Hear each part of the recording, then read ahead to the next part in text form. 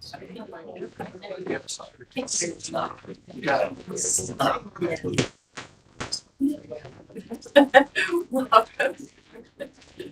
to the Wednesday, January 22nd, Richmond Community Schools business meeting. Please rise for the Pledge of Allegiance.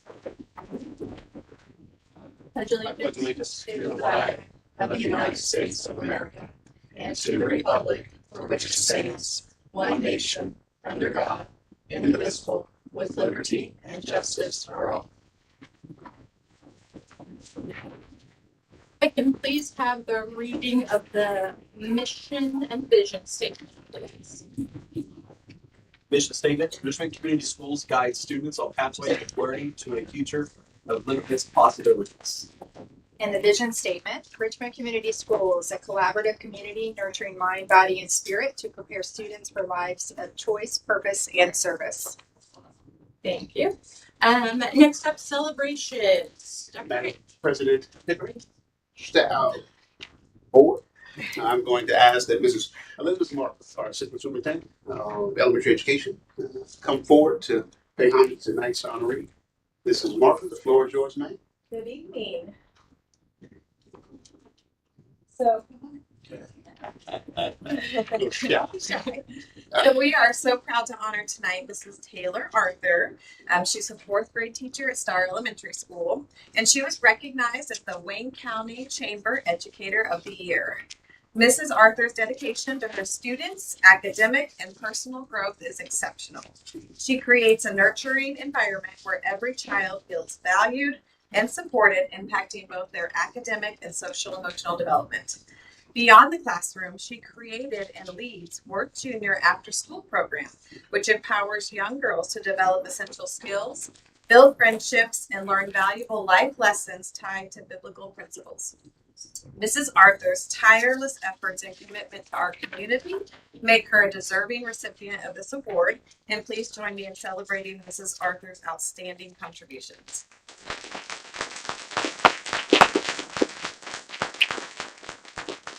The floor is yours to open up to celebrations.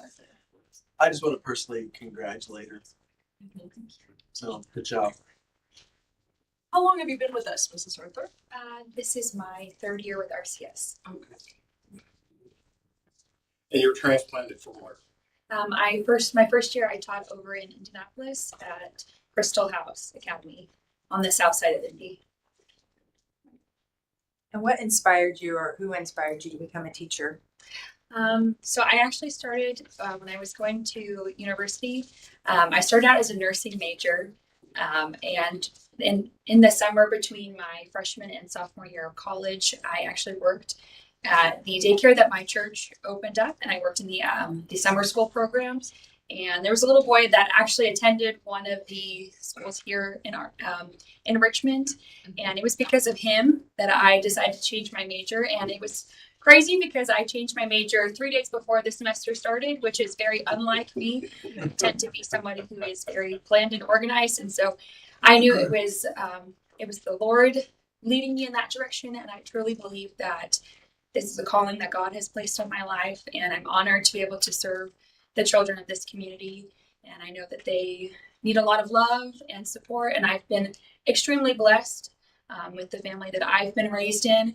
And if I can give back and help inspire them and teach them just a fraction of what I've learned in my life, it's truly an honor. So I've been very honored to have received this and honored to be able to serve this community. Ms. Arthur, I'm curious to know, again, as Mrs. Markworth so eloquently stated, this past Friday, our chamber, area Chamber of Commerce, celebrated you as the County Educator of the Year. Best educator in all the county. Now, of course, we would definitely put so many of our faculty and staff to the test. But what I'm curious to know is, what does it mean to you to be the County Educator of the Year from Star Elementary School? I guess I feel a little shocked that I guess I always look for ways that I can improve myself. So to have been selected, I know there are so many amazing teachers, not only in this district, but in this county. And I truly, it's kind of mind blowing to me that I was selected out of how many options that there were, and to be so young in comparison to a lot of teachers in the area. Yeah, I'm just really in awe that I was selected. It's kind of mind blowing to me. We definitely are extremely proud and excited as to what else is next to come, and especially with Mrs. Jordan behind you, what else has come out of Star Elementary School as well as all of our schools. So again, congratulations.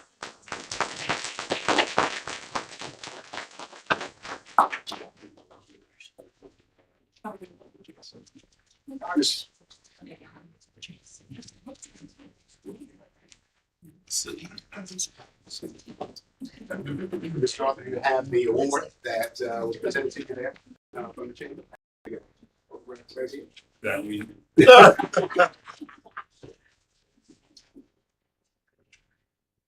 Okay, thank you. Yes, yeah.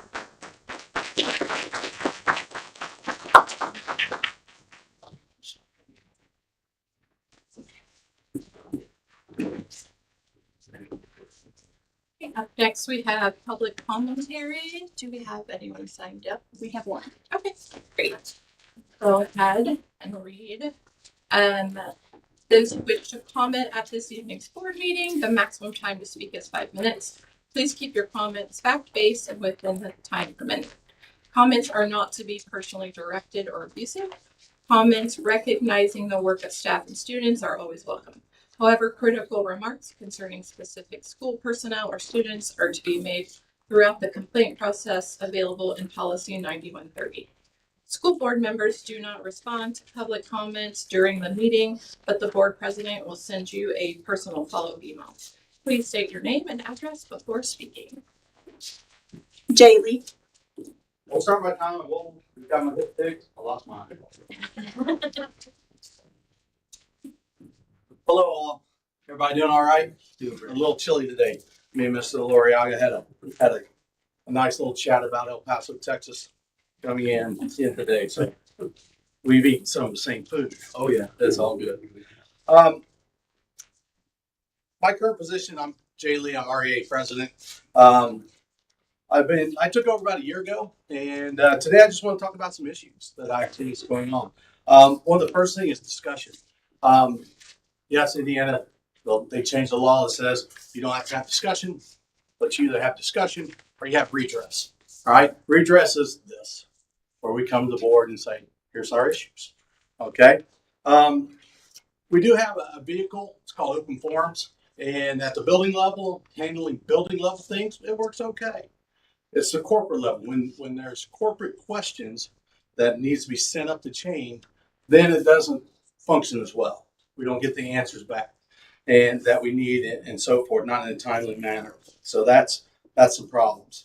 Some of the good things about open forums also is, Dr. Wright said REA can represent its members. All right, it's after school. We go in and represent our members and everything. That's great. The problem is when the building level leaders can't fix the issue, right? And we need something, or we bring up an issue, and then it gets lost in the levels of the bureaucracy coming up the chain, and so forth. So this shouldn't be a surprise to anybody. I've talked about it for at least 6-7 months in our meetings that we had, and so forth. But we need to be building some kind of vehicle mechanism to where we come back to, and I don't care what you call it, don't care. And we can set it up any way we want. We want a 90-minute time limit, 90-minute time limit. We want it, and decorum and so forth. I guarantee you we'll handle that, our part. Okay? If not, I will personally guarantee it. All right? My people aren't going to get out of hand. So we need something to be able to talk to them and say, here, things like plans, like strategic planning committee. I don't know who's on it. I know I wasn't asked to be on it. And I've been here 24 years. I'm the president on here. I have no idea if there's a teacher even on this committee. Those kind of things. So we need some kind of input in that path. I will give Mr. Mops some props here. Mr. Mops is my handler. He and I have great conversations. All right. And when there's an HR issue and an REA issue, we get solved like instantly. We have very few times where it has to be done up beyond that. So we do a great job with that. but it's going to that next level. If I need to go up and ask something from anything above his level, then it gets severely slowed down. And then the answer comes back through him. So we end up playing the telephone game. You know, I'm a football coach. I don't hear real well. So, you know, when that gets me pass and pass and pass, I might get confused. So just come and tell me the good stuff, all right? Teachers also sometimes with the open forums, a lot of open forums are being canceled right now. Because the teachers aren't just, they still feel like nothing's getting done, especially when that next level questions. And they feel like their voices aren't being heard. So it builds up their frustration. Open forums also has increased tensions between teachers sometimes. There have been several buildings, I'm not going to mention this, but there's been several buildings where we've had some outbursts in the middle of open forums and placed teachers upon teachers. And that hadn't happened in the past. So the fix, in my opinion, is let's bring up something at the corporate level that we can get together and have a conversation. We can sit together and say, hey, this is it. You want to make it 90 minutes? Make it 90 minutes. You want to make it whatever. We just need to have some kind of vehicle. The second issue I want to talk about, I know I'm on the time limit. Hey, 42 seconds, not going to make it. Classroom temperatures. I've been getting a lot of information on classroom temperatures.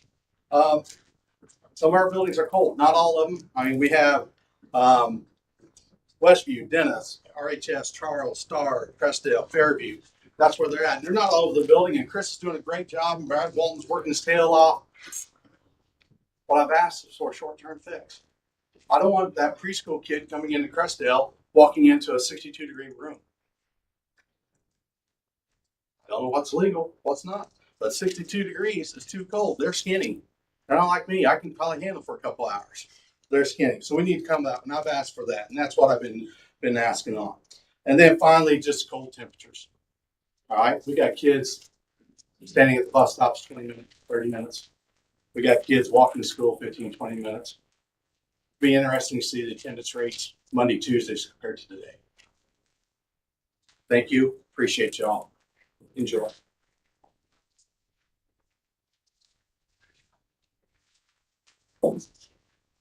Anyone else sign it? Moving on, we have a facilities project update. Madam President, trustees, I'm going to ask that Mr. Kevin McCurry, who I believe is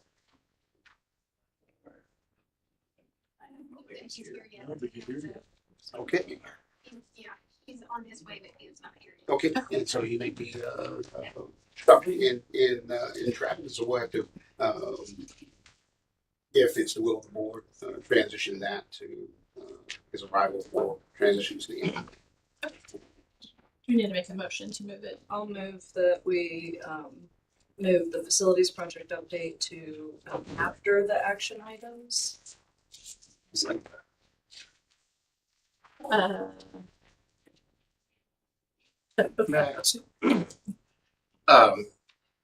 What is the estimated time of his presentation? Like roughly 5 minutes, 7 minutes. All right.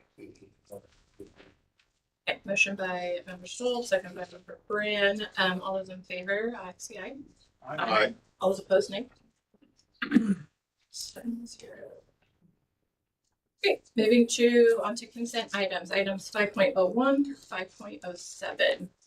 Madam President, I move to approve the consent items with the addenda at our workstations. Second. Motion by Member Stevens, second by Member Stoltz. All those in, wait. Questions or comments? Hearing none, all those in favor, say by saying aye. Aye. All those opposed, nay. Vote passes 7-0. Moving on to.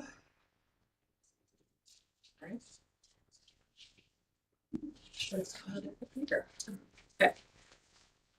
Action items. 6.01 donations as presented.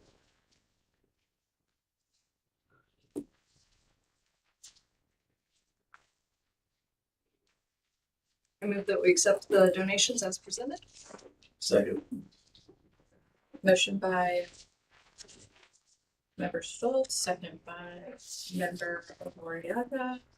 Questions or comments? Thank you, thank you, thank you. Yeah, I believe the total is $19,254.95, which is really amazing. I love seeing all of this. I love when, you can see our members going out and, getting the support from the community for, obviously the proudly presenting annual giving campaign is great. All of the little things. Big thank you. So I had a question. Mhm. So I see that Kristen and Mark Brunton, $1,380. Thank you guys very much. I thought we had seen that in December also. Is that a repeat or is that a? How generous are you? Yeah. It's only half. It's the 13th. Okay. The one, I don't know. So we is didn't that? get it in, so we just did it twice. What's that? I said we didn't get it in the 1 month, so we just did it. She's So I apologize. So did we already thank her? We did thank you. So we don't have to thank her again? Well, I just Just kidding. I just remember that from the last time I was there. Thank you, Kristen. Yeah. Thank you again, Kristen and Mark. I gotta say, All those in favor, say by saying aye. Aye. All opposed, nay. Vote passes 7-0. Next on the agenda, 6.02, resolution number 2501-1, resolution to transfer appropriation as presented. Madam President, I move to approve item 6.02, the resolution number 2501-1, resolution to transfer appropriation. I'll second. Motion by Member Stevens, second by Member Stoltz. Questions or comments? All those in favor, say by saying aye. Aye. All those opposed, nay. Vote passes 7-0. Next item, 6.03, resolution number 2501-2, resolution to transfer amounts from education fund to operations fund as presented. So moved. Second. Motion by Member Brunton, second by Member Stevens. Any questions or comments? All those in favor, stay by saying aye. Aye. All opposed, nay.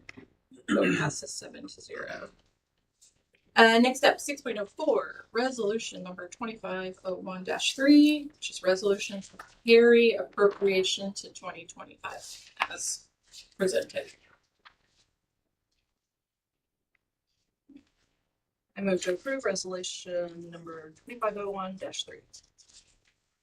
Second. Motion by Member Stoltz, second by Member Loriaga. Any questions or comments? Just a comment. All of these, and then the next one that we're about to do also are just usual and customary for this time of year. Just wanted to tell that to the public, in case they're wondering what all these resolutions are. And all those in favor, stay by saying aye. Aye. All opposed, nay. Vote passes 7-0. The official document will show appropriation. Yeah. What did I say? Or It's what not is it? here, it's missing an eye. I'll make it there. Next up, 6.05, resolution number 2501-4, which is resolution to authorize payments prior to board approval as presented. I move to approve 6.05, the resolution number 2501-4, the resolution to authorize payments prior to board approval. And this is something, again, that we do every year. So, I have a question. I don't recall this one being done every year. Is this one that, I understand the transfers, but I don't recall prior approval. resolution. The statute allows designated types of expenditures to be paid upon presentation of the claim, and then the claim being later approved. Typically, those would be salaries, utilities, a lot of payments that if you don't get them made have a penalty associated with them. Credit cards. Like I say, I'm sure we've done it before. I just Yeah. did not recall. And I'm also I don't know why the resolutions don't have a termination date. Should they not? If we do them every year, should they not terminate every year, or do they automatically expire? Basically, they would exist as a resolution as long as they're relevant. One of the things you typically did at your organizational meeting, which I think you did, is you approved all existing practices, procedures, and policies, which you did last week. And then I think we noted that does not preclude the ongoing analysis of those policies. Likewise, the resolutions, to the extent that they relate to subjects that are continuing, that have relevance to the board, may or may not be active. You may have, pass a resolution to modify it or to change it. But we're not making any changes from what exists, correct? That's correct. So I would have to. These are more. I think you're toward at least the first three are the budget transfer process. And I don't want to speak for Melissa, but I think she'd tell you that that's kind of what she's got to do to keep the that's funds in order. The first three, it seemed like they were recalled as the prior, and I understand it. I'm not against it. I just, if we're doing it every year, I don't know why it doesn't have an expiration date. I mean, it seems like it should expire. Then we redo it. I guess I don't. There's no reason not to have an expiration if you want it. And then I don't know. It seems like we're doing something we've already done at the last meeting. If we approved everything that exists, so just some clarification. That's nothing.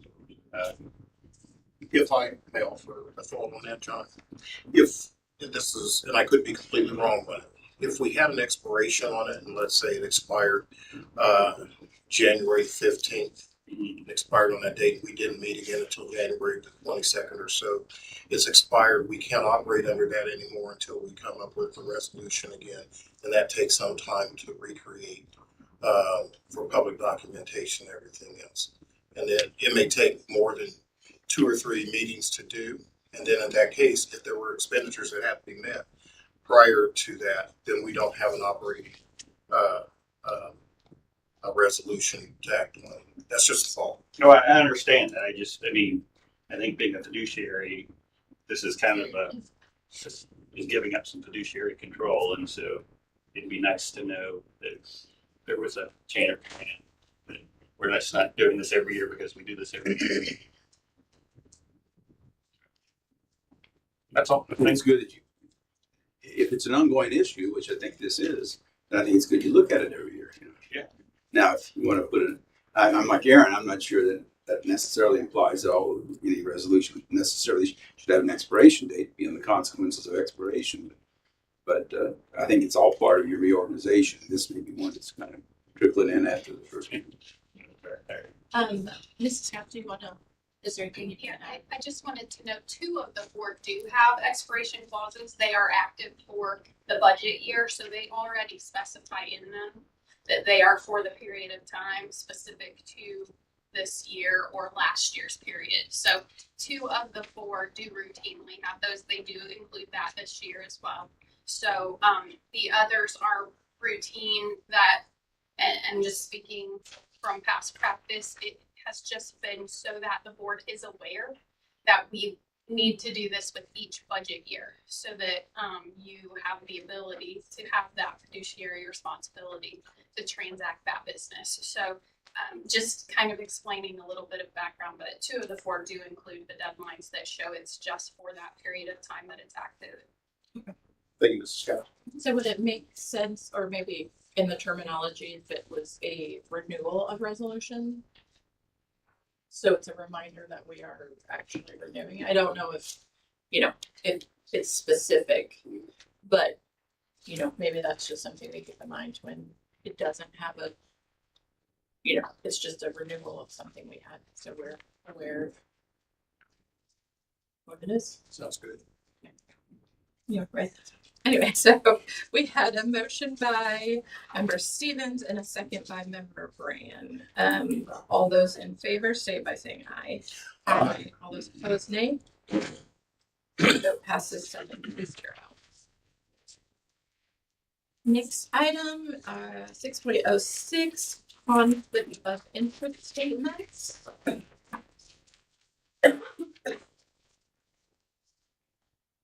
As presented.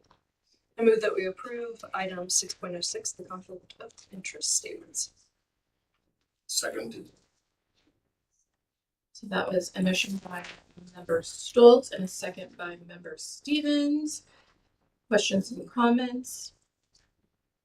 I was just gonna say, just for public knowledge, these are submitted every year. You know, if we have board members or admin or, you know, any staff that is holds another board seat, has family in the district, they just make that claim, and so it's documented. And yeah, great. All those in favor state by saying aye. Aye. All those opposed, nay. Vote passes 7-0. And item 6.07, approval of 2025 IRS mileage rate as presented.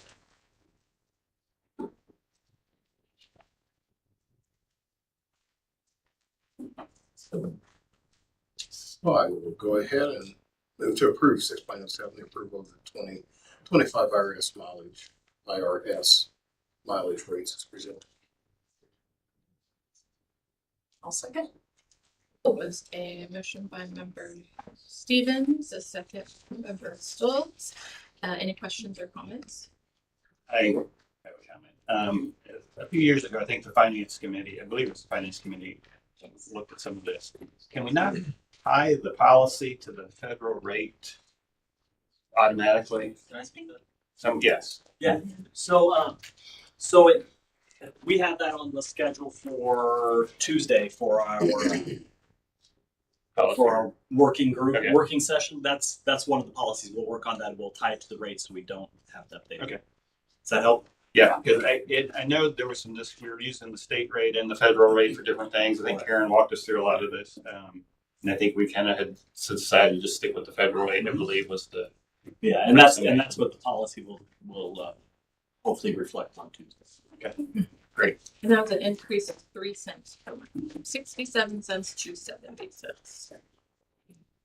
All those in favor state by saying aye. Aye. All those opposed, nay. Vote passes 7-0. Item 6.08, request to advertise factor HVAC bids as presented.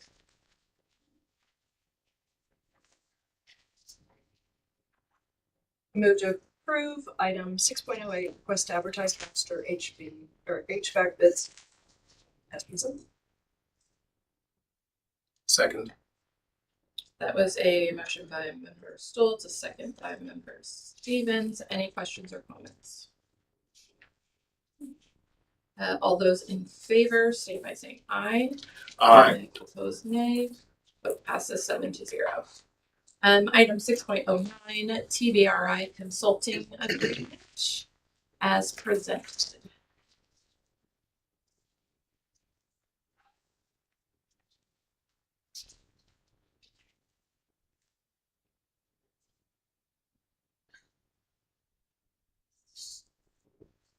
Madam President, I move to approve 6.09, the TBRI consulting agreement as presented. Second. That was a motion by member Stevens, a second by member Oloriaga. Any questions or comments? And I think I did have one question. I don't actually remember if we talked about this last year. Is this do we have to kind of go through this every year? I know it's tied to a grant potentially. So I didn't know if it's something, can it be a longer term or is it just kind of a yearly renewal? I believe past practice has been annual, and it will more likely be as such, but as far as given the fact that it's now an agreement, Mhm. coming before the board is going to be a continued agreement unless otherwise told that it's not necessary. I know that there's been some conversation in the past that things that we brought forth to the board that could potentially be tucked away in consent for. And as you mentioned, this being at least of the partnership with that, non-renewal, it may be something that could be with consent.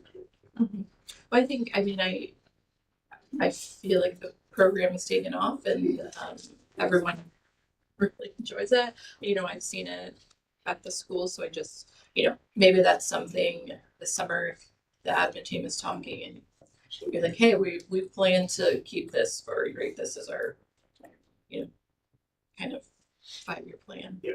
Or something. But totally get why we are renewing it for here. So perfect. All those in favor, say by saying aye. Aye. All those opposed, nay. Vote passes 7-0. Up next, item 6.10, Richmond Community Schools and Richmond Police Department School Resource Officer Management and MOU as presented.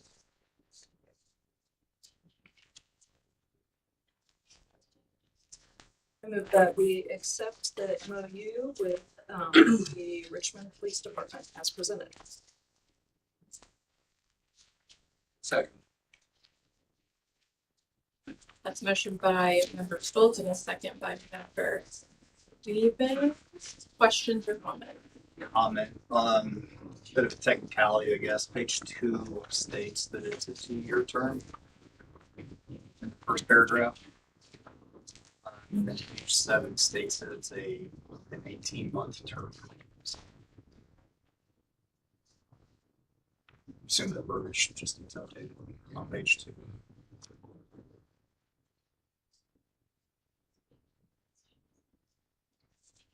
Where is it on page 2? Page 2 is the very first. Second, paragraph. second paragraph. Second sentence. Says, Does that need to say 18 months? Yes, the one on top on page 2 should be modified. Yeah.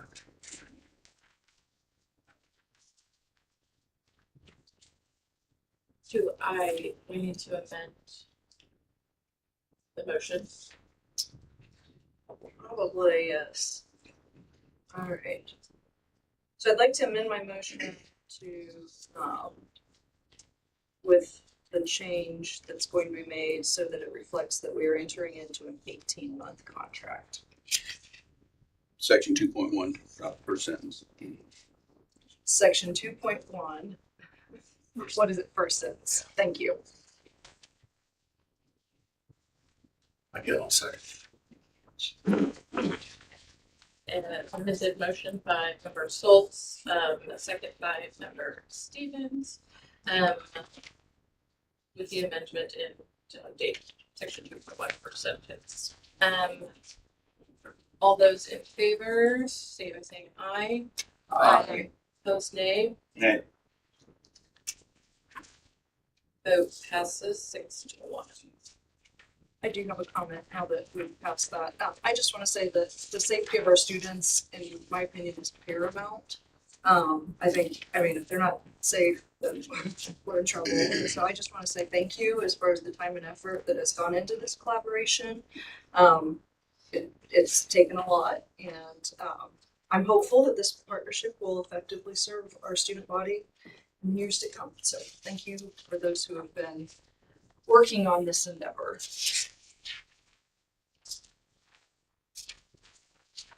Moving on to item 7, Board of Finance Organization.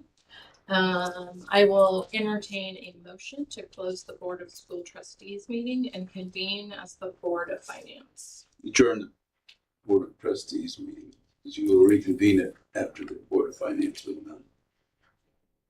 To adjourn the Board of School Trustees meeting and convene as the Board of Finance. So moved. Second. So motion by member Stevens and a second by member Oriaga. All those in favor, say by saying aye. Aye. All those opposed, nay. Vote passes 7-0. Next up, I will entertain a motion to elect the school board president and secretary as the president and secretary of the Board of Finance.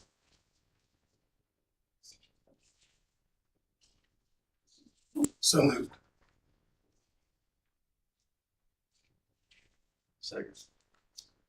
It's a motion by member Stevens and a second by member Loriaga. All those in favor? Vote by stating aye. Aye. Opposed, nay. Vote passes 7-0. So up next, I believe we will hear from Ms. Melissa Swelper. Item 7.02 on the investment summary report for 2024. Paper copies if anybody wants paper. That's what's here.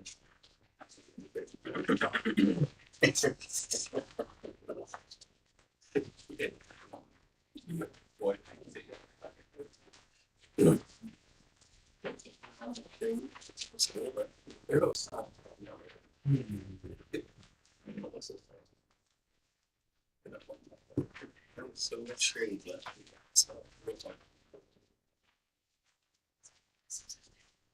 Does anyone want a paper copy of the presentation?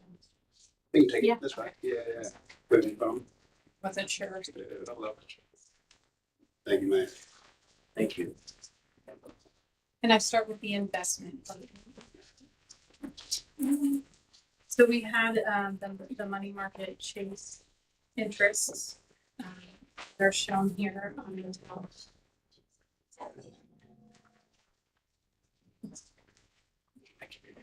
Top accounts. So we have a food service account that made $10,261 in interest.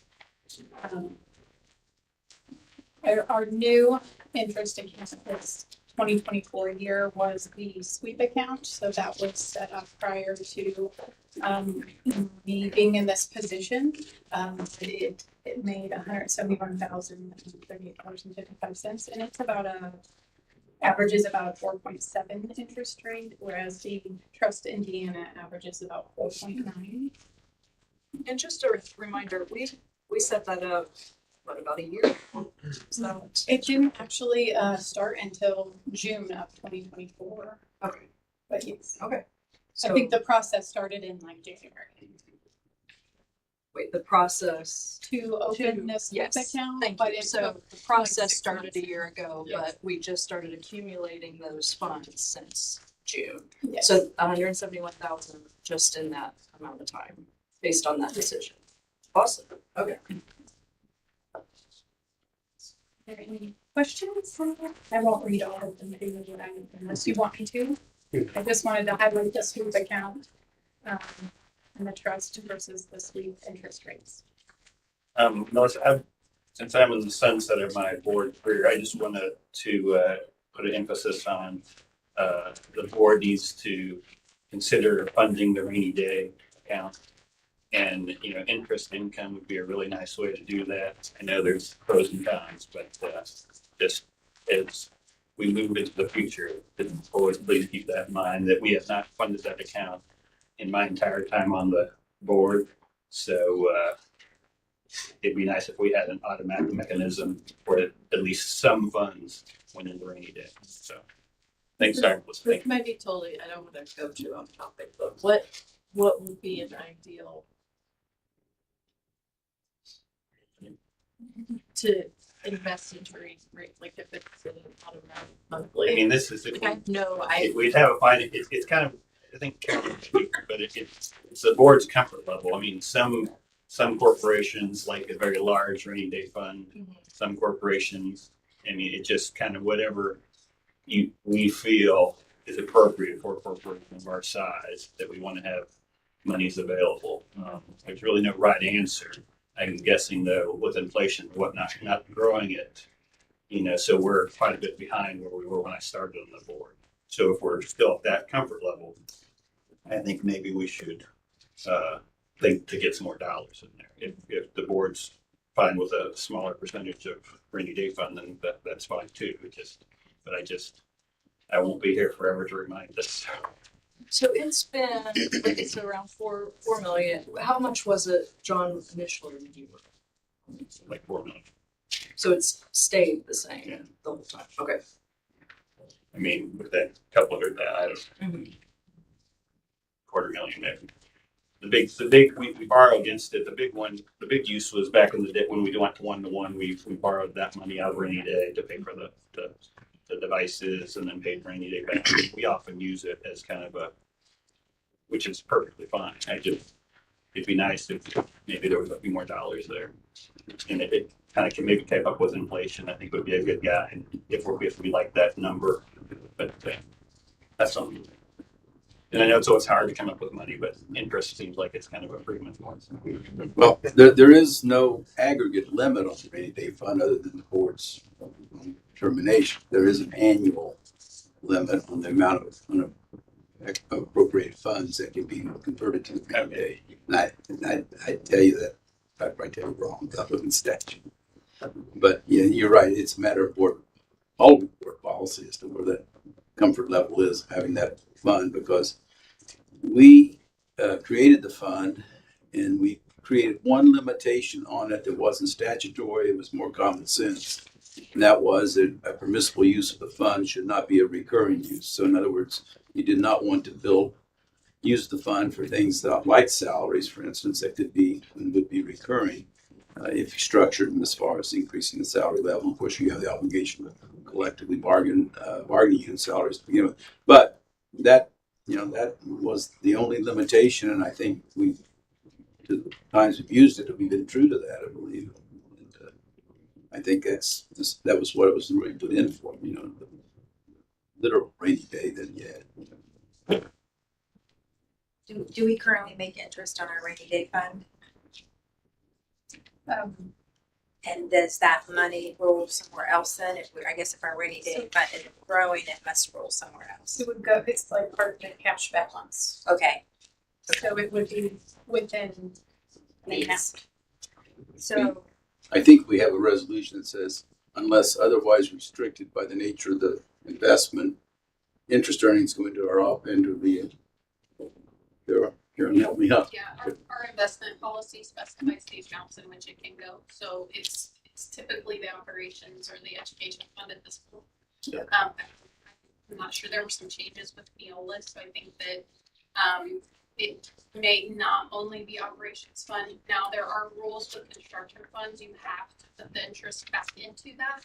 So the portion that when we do bonding that goes into a construction fund, those are all separate and they do have to be utilized for those actual costs and needs. And so that's the one caveat to that, but everything else follows the investment policy that the board passes. and then thank you. And then I see the different funds where the interest has gone to the construction fund, education, and operations. And do we budget? Do we plan on that? For example, that 171,000, we anticipated it, so it's part of the budget, or is it just sitting there? Or is it going where there's been a deficit? Or Yes, so it's part of miscellaneous revenue in the budget forms. The one thing is that, as we all know, when market's down, you're not getting what you might project. When market's up, you're getting more. So typically, we know that that's one of the factors that we have to monitor very closely. But it is a natural part of the budget process. So yes, it is accounted for. However, you always hope we have more each year, and you watch that market really close. thank you.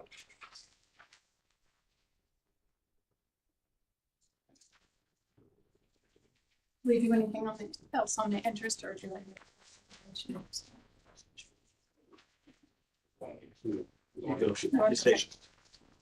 Actually, I apologize. Point of clarification, as Mrs. Elsmeyer has referenced, I think there is a motion that 7.02. needs to be made for 7.02.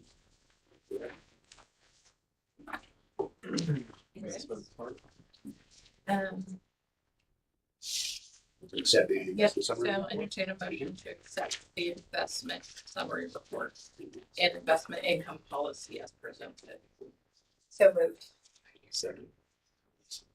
So motion by member Brunton, Mr. Gloria. Any questions or comments? All those in favor, vote by saying aye. Aye. Opposed, nay. Vote passes 7-0. Moving on to the 7.03, which is the 2024 financial report presentation. So I just started with a summary of funds that you received the cash flow information on every month, and just wanted to show the difference from the beginning of the year to the end.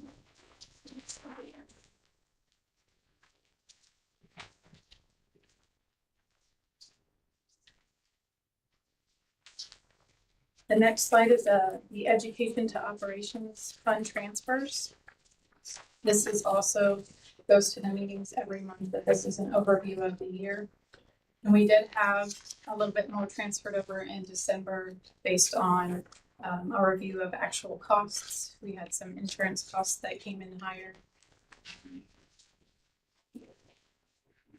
What else did I like that? Will that translate into this year? You know, we saw a rise in costs in December. Do we think that carried over to this year? If it was just sort of a year-end cost? I knew we had a change in our insurance, but I believe we turn in numbers in January, and then sometimes we can get a credit or a lesser amount on the next invoice.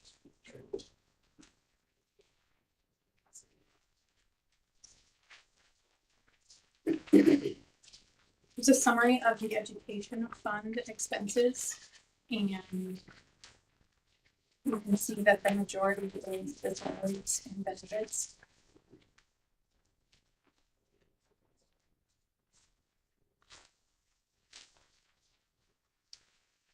The next slide is the operations fund breakdown. It has the majority of the fund. It has salaries and benefits, and then professional services has a lot, and the utilities. So in the 300 to 500 section, it would be professional services, utilities, and travel, and communication expenses.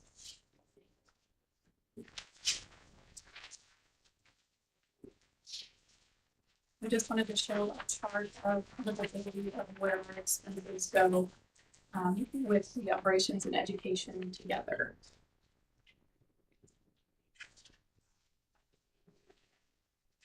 From those cash flow funds that we report every month, I wanted to show the amount that would be carried over to the 2025 expenses.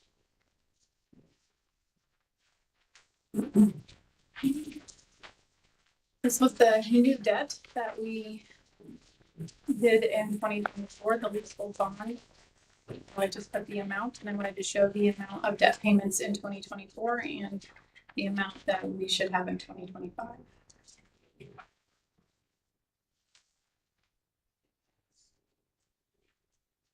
Here's a summary of our revenue, and I added to the bottom that fund report that you received to show the numbers.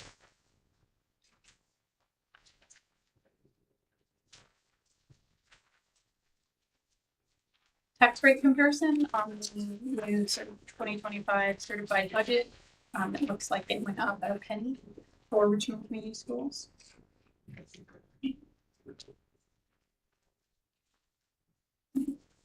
Then I have certified budget order, which I did a comparison at the bottom to show you what it's been the past years.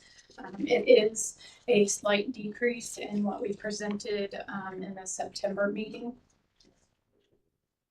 The debt service had a difference of 169,944. Education had a difference of 179,822. And operations had a difference of 4,978,800.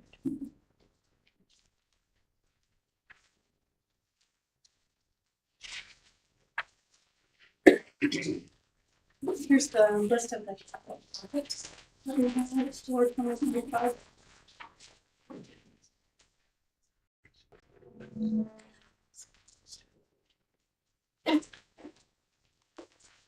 And then we have a link to the fiscal indicators on the DUAP website.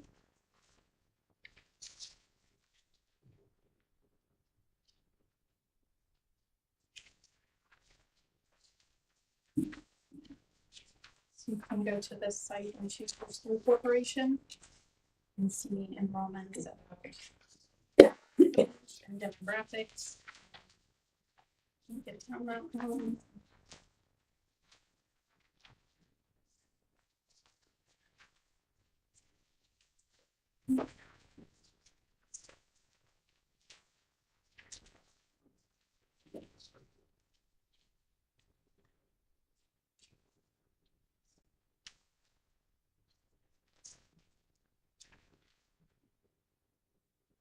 It does look to have the information still from 2023, but if you go to that site, you can click on basic information, fund balances, revenue by type, fund balance and expenditures.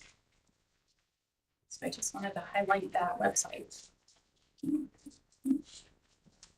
that was the end of the presentation. The end of the slide deck. Questions?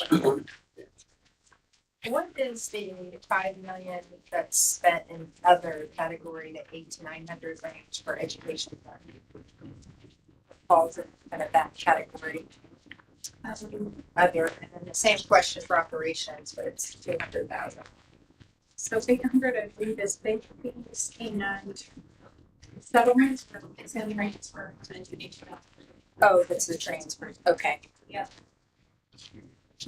And then in education, it's more like fees and dues area, and so anything that is considered a fee or a due has to go into that line. So official bonds for treasurers are considered a fee.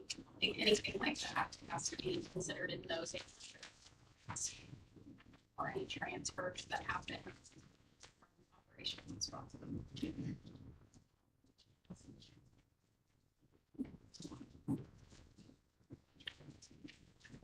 I have a question on salaries and benefits one, because I just, in our big school board emails, we get about the percentage we have to spend on those.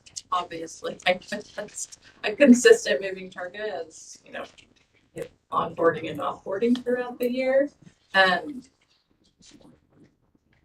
How do we even stay on top of that, right? If there's a goal, I think it was it 68%? And I know, because it was like 62.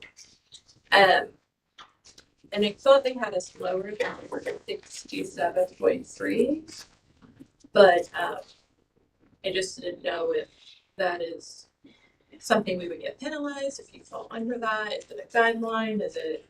They have actually, was that an email? Was that what you're talking about? That had us lower than 67? Mm-hmm. So I responded to someone in the email because it looked like a benefits section was off, and they said that when we do the Form 9, which is happening right now, then it should correct. Got it. The other thing is that there are some caveats to that legislation, and if you were a declining enrollment school, you do not, if you don't meet that threshold that they set, because like you said, it's a moving target and it's in legislation again to change it again. So we'll see where that goes. But there are some things when you are declining that if you can't meet it, then there's some rules to that, though. Like Melissa said, we're there. It just has to be corrected on the next one line at this point anyway. Perfect.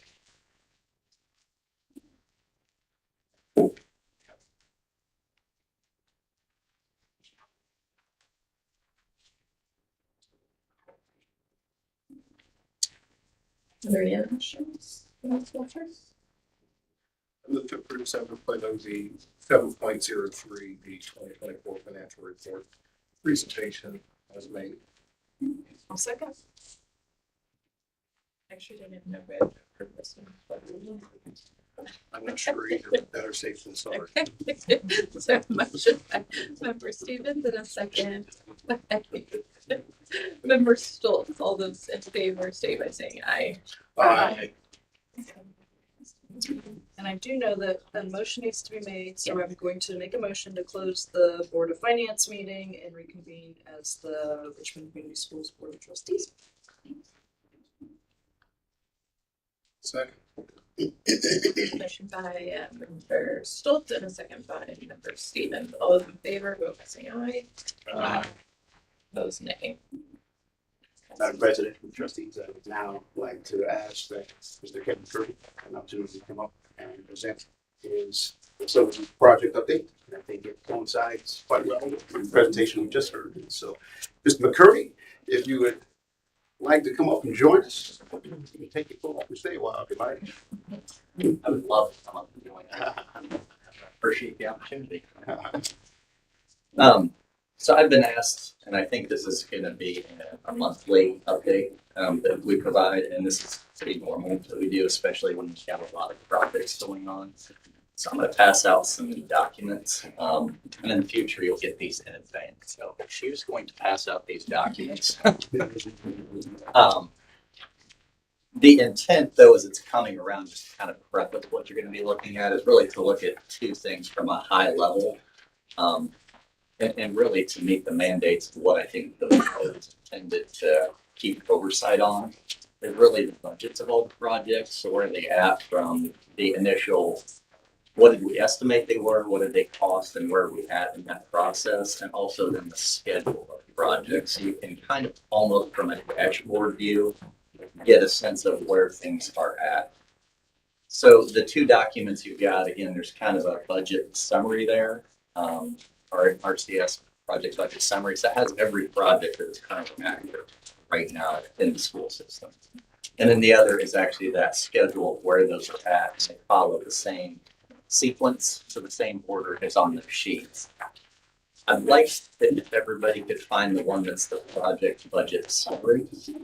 What I'd like to do is just kind of give a run through of just one project so you kind of understand what all that stuff means, all those line items. So if we just look at the mechanical modernization, and I'm going to roll my eyes as I even say those words, because that's a project that started many moons ago and should have been done, and we'll talk about why as part of this, which is why I think it's a good example to have on here. So again, the first category, it was the estimate, that was our estimate, was about 8.7 million. It actually bid at 6.8 million, call it. So it ended up being about 2 million less than we thought. And again, that's not surprising because that was kind of towards the tail end of COVID. So we were all a little gun shy about things. So we were like, yeah, we're going to push this up just to make sure we're covered because we had gotten bitten by a couple of projects. So again, that didn't surprise us that it came in low, lower than we had anticipated. The next category is the change orders. So again, that's as we're into the project and we run into something, there's a hiccup, something we didn't anticipate, something that, just the school says, hey, we need this as we go through.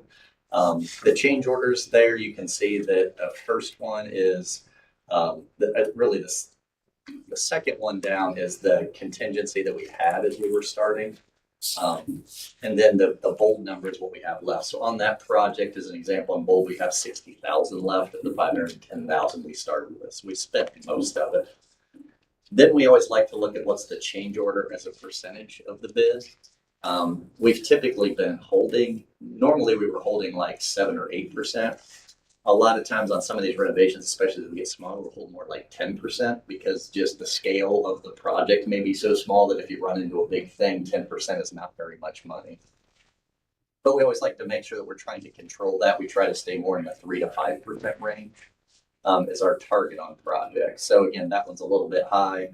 There's a whole lot of reasons for that we could get into. But again, I think it helps you all understand of where are we on these projects. Then we look at the current project cost. So that would be that bid number that we have plus the change orders totals up to that current project cost. So that current project cost is what the school is seeing when we turn over a pay application. That's what the total project is that the contractor's carrying for this work. The total completed to date, that is just straight off their invoice again that we turn in as that monthly pay application that they have billed for 6,370,000 of the 7.2 million. And then at that last category there of the percent complete, that is really just 6.37 million is 88% of the 7.2 million. So it's kind of dumb math. It's not very sophisticated. In fact, we haven't parsed it out to get into any level of detail. It's just a math exercise of what they're invoicing. So then that kind of gives you, you can look down through and get that snapshot of projects. So really, mechanical modernization down through test re-roof, you can really see pretty quickly where they're at with that level of completion. So Fairview, if you go down to the fourth project, is like 91% done. So they're pretty well out the door. Furniture's moved into that space. Really, once you hit that 10% mark, you're kind of closing things out and pushing people out, and we're finishing up the project just as a kind of a benchmark. The other projects from Dennis down below, we haven't actually started those. So that if you, and by that I mean in construction, which is why we don't have any other numbers associated. And you can see under the notes category, we've got bidding for the Dennis Phase 2 mechanical. So those documents are out there in the wild, as we say, with contractors looking at them. And then the ones below that are still in design. So we haven't put those documents out to bid yet. But we've got the numbers that we're carrying for estimates on each of those. Are there any questions about the format of that? Again, this would just be updated because we typically are getting pay applications every month.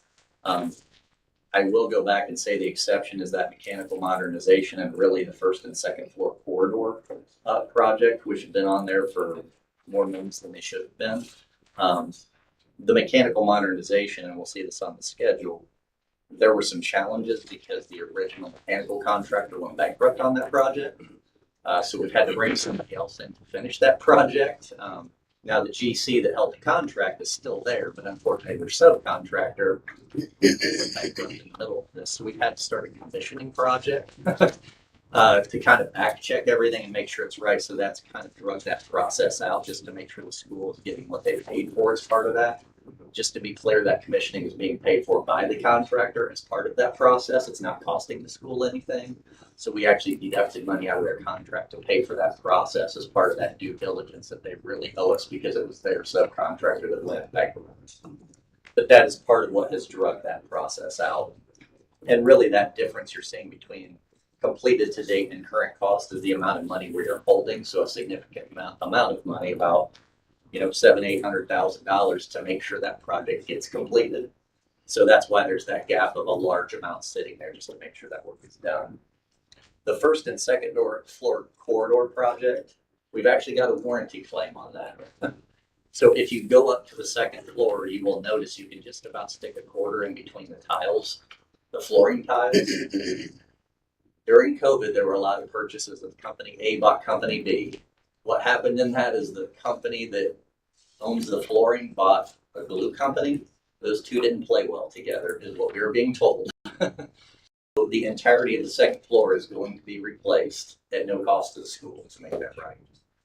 So that's another, we are still holding, again, a significant piece of money on that to ensure that that project gets completed as well. So money is ultimately the way we have to make sure, the tool we have to make sure that these things get done. So that's where people think we're mean sometimes, but this is the reason we do what we do to protect you and make sure that the school gets what they pay for ultimately. But this is what we are tracking in the background all the time on all projects, and we thought it would be helpful for you all to see this, just so that you understand where things are at and what the dollars are being spent.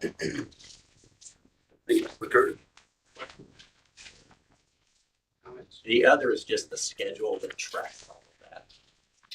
And again, it follows the same order, so you can see really the blue is, there's really two lines. So if you look at mechanical modernization, there's a bold line in the middle of that. That is that break point from when we go from design into bidding and construction. So you can just kind of see what those lay out as. And what's the blue and the purple? So the purple, if you kind of track that across, is really we're commissioning stuff. The blue is we're building stuff. Okay. So you can kind of see, again, mechanical modernization, really the building work is mostly done, and it's that purple is that commissioning process. Where if you go the third project down to art room mechanical, we're going to have that done roughly by the end of January here in 2025. And then the purple will be that punch list back checking commissioning process to make sure that it's all done to plan and specs. So follow up the art room, so are the art classes moving back out of the career center in February? Back to that space? That is right now. Some conversations we've been having. Yes, it appears as if that will be, the question was the art rooms transitioning back from the Career Center to their previous classroom space at this juncture. Yeah, it'll be about the middle of February. So you guys are getting really kind of hot off the presses information tonight because we just found out about this in the last week or two maybe that we got confirmation. And then we did check in today and they're commissioning the art rooms. So that'll just take another couple of weeks and then we're hoping by mid-February to be moved back in. Yeah. I have a question about the flooring on the second floor of Yes. the high school. So does that one issue have to do with, because I know we did a more expensive terrazzo on the first floor in most of the areas, but not all, and then we went cheaper. Does that problem have to do with the company or the material, or it has to do with how it was applied, or what's the? Yes. Okay. Sort of all of the above. So- Because again, what it is it turns out as we started pressing them and saying there's a problem, initially it was no, there's not. And then it became they were seeing this at other places where they'd installed this. And so again, it was a case of that we are being told the adhesive isn't the correct adhesive formula and it's in the chemical composition. So I'm not going to claim to understand all that, but that is allowing the tiles to move. I'll be honest, I'm still skeptical because it's a vinyl product. I don't understand how that can move regardless of the adhesive. But again, they are doing this at their expense. So, and in fairness, they did do a test patch. So if you go upstairs to the second floor, go kind of to the far end just before you cross into Tiernan, you go down a set of steps and there's a little ramp there. Kind of a little lower area. Yeah. That they actually did over fall break as a test. Okay. So that we could verify that it can sit and is it going to have similar issues? Is the problem truly solved? With the intent that then they would do the rest next summer to not impact any other operational issues. Okay. So we're working around the school to make this right. If I may ask, Yes. how long will it take to do that total replacement of the second floor? They'll be able to move pretty quick. So within about a month, they'll be done. And they've actually told us they want to wait 2 weeks because this is a pretty aggressive crew. The caveat and why I think it's going to be more like a month. I believe some of the floor prep wasn't done appropriately the first time. So I think they're going to have floor prep to do that. They're not going to understand until they get that floor up. So then to get that prep done, and allow adequate time, and then to get the floor down properly, I think is going to be closer to a month. And disruption? The disruption is going to be to any summer operations, primarily again on that second floor. So that's been something we've tried to make everyone well aware of so that Ray can make the appropriate preparations for whatever is going on in the building during that time. Which we were very successful in doing last year when we were addressing the entire first and second floor. And still was able to successfully carry out the summer school program. Is the summer school typically in the Career Center? Oftentimes it's been there. So is this the same tile, just they're gonna use different glue? Correct. Are they repurposing tiles we have, or is it all new? When they take it up, it's not going to be that they can take it up and reuse it. It won't be reusable because that piece is pretty aggressive. So to really get it up, by the time you try to salvage it, it's just not going to be. Plus, you've already got the raw material on the back to get that off. You couldn't reuse it. And they're confident it's not the tile. And that's why I'm always, tell me then show me, which is why we asked for the test to be done. So there's this time to verify that it is doing what they say it's going to do. Because we certainly don't want to go through this again and raise the school through this again. Not to hurt anybody involved, even though it's really nobody's fault. It's a misfire between those two. Have we had any issues with the terrazzo flooring, or is that? I was kind of hoping you wouldn't ask, but since you did, I have to answer the question. Yeah, please answer. So for anybody who's really looking closely at it, or for those like me who have OCD and just stand back and look at it, there's light tile and dark tile. We have been in a bit of a dispute about, is that something that could have been dealt with differently, better? They are trying to resolve that as well and get that to a more uniform color pattern. What it is you can tell they got some product. It's clearly got a difference. Is it the matrix? Is it the aggregate in it? That's part of what we're arguing about. It doesn't really matter. Yes. So there's a light tile, a light white, and a darker white. And so that when they install a section, instead of mixing it up like you normally would, there's kind of race strips along the edges and in areas and hard edges to things.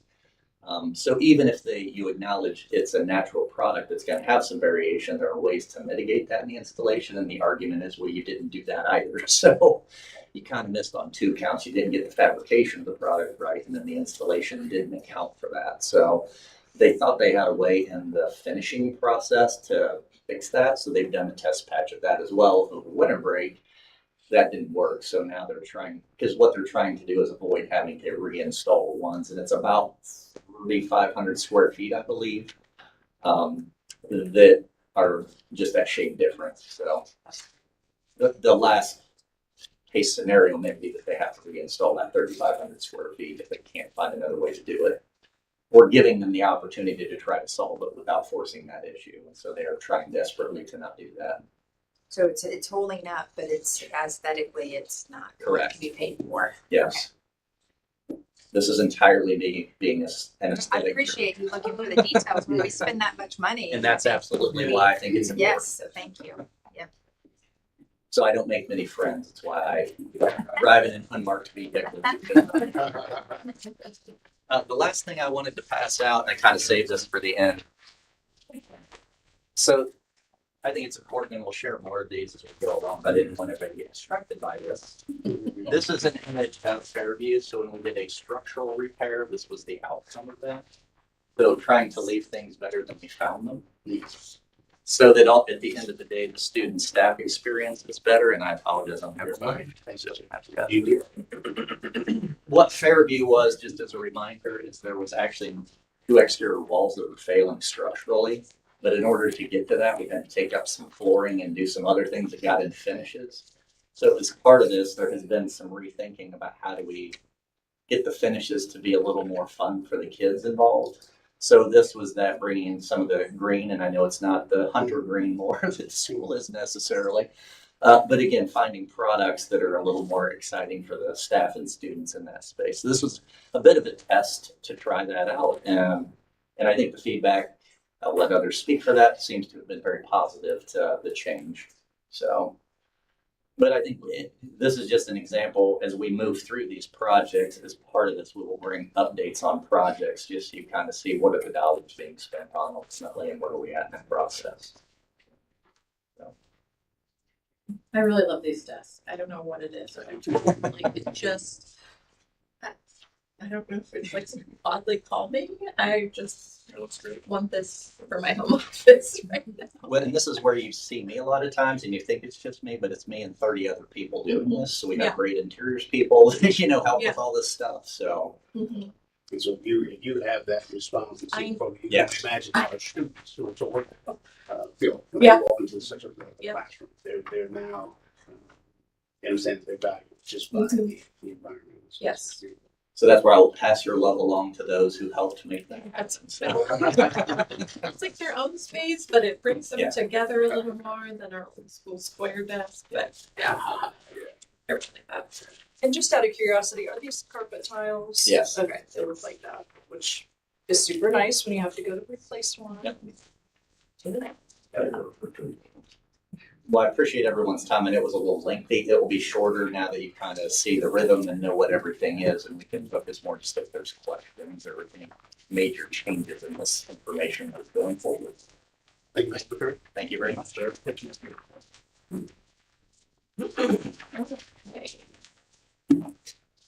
So moving back to item, I believe 8, policy review update. So item 8.1 is policy 3220.02, supplemental payments for teachers, first reading. I make a motion that we move policy 3220.02, supplemental payments for teachers to second reading, and that is item 8.01. Second. It's a motion by member Stevens and a second by member Loriaga. Questions or comments? I do know, I was looking at my feedback when we talked about this. it was, I know they need more info and to really break down what are supplemental payments. And if I recall, I think we were talking about,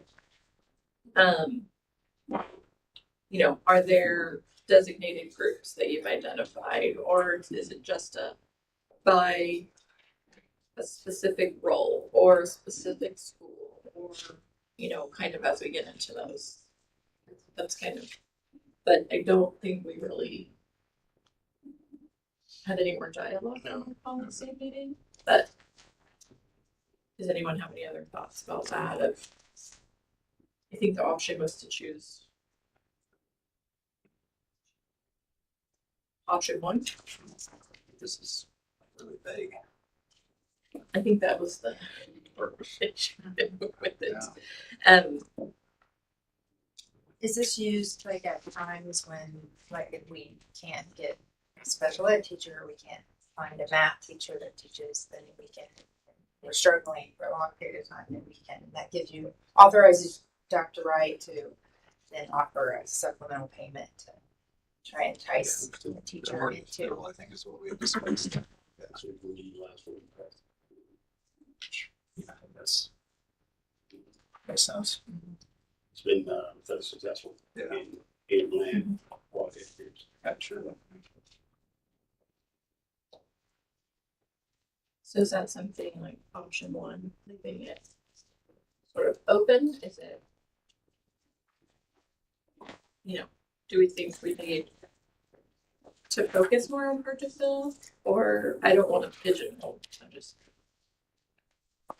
And the way in which it's currently allows us to continue effective approach vacancies as well as other areas where we have to meet.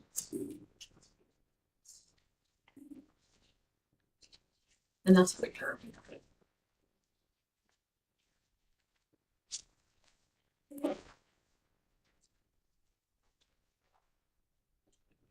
any other thoughts?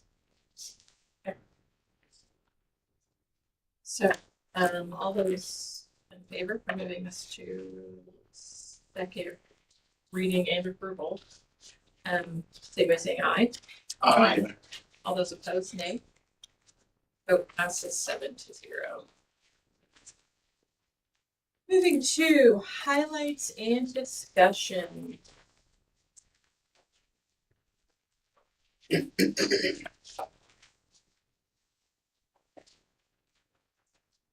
have a few items.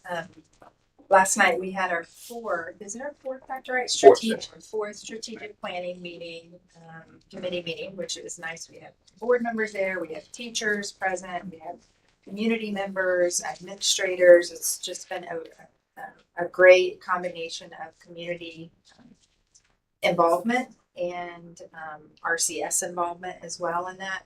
So we finalized our mission and vision statement. I won't share those yet because they're still, you know, right. I don't want that spoiler there, but it has been. The board will have to approve this. Yeah. So I guess they had the committee finalize what they would like to bring before the board. So the committee analyzed the survey results. They were a survey that went out for many months, or encouraging the community. And so I know we had over 500 participants in that survey. So interesting results that we were able to look through. And then we discussed needs for RCS, challenges, and kind of the future, thinking about what's best for our students, what's best for our staff, what's best for our community as a whole. So that process continues on with more strategic planning meetings coming up. Second, I was able to judge the science fair at Hibbard a week or so ago for third and fourth graders. I learned a lot, and it was exciting to see students and hear about their projects and the scientific process and how they work through that. And it was fun to see the excitement around learning about science.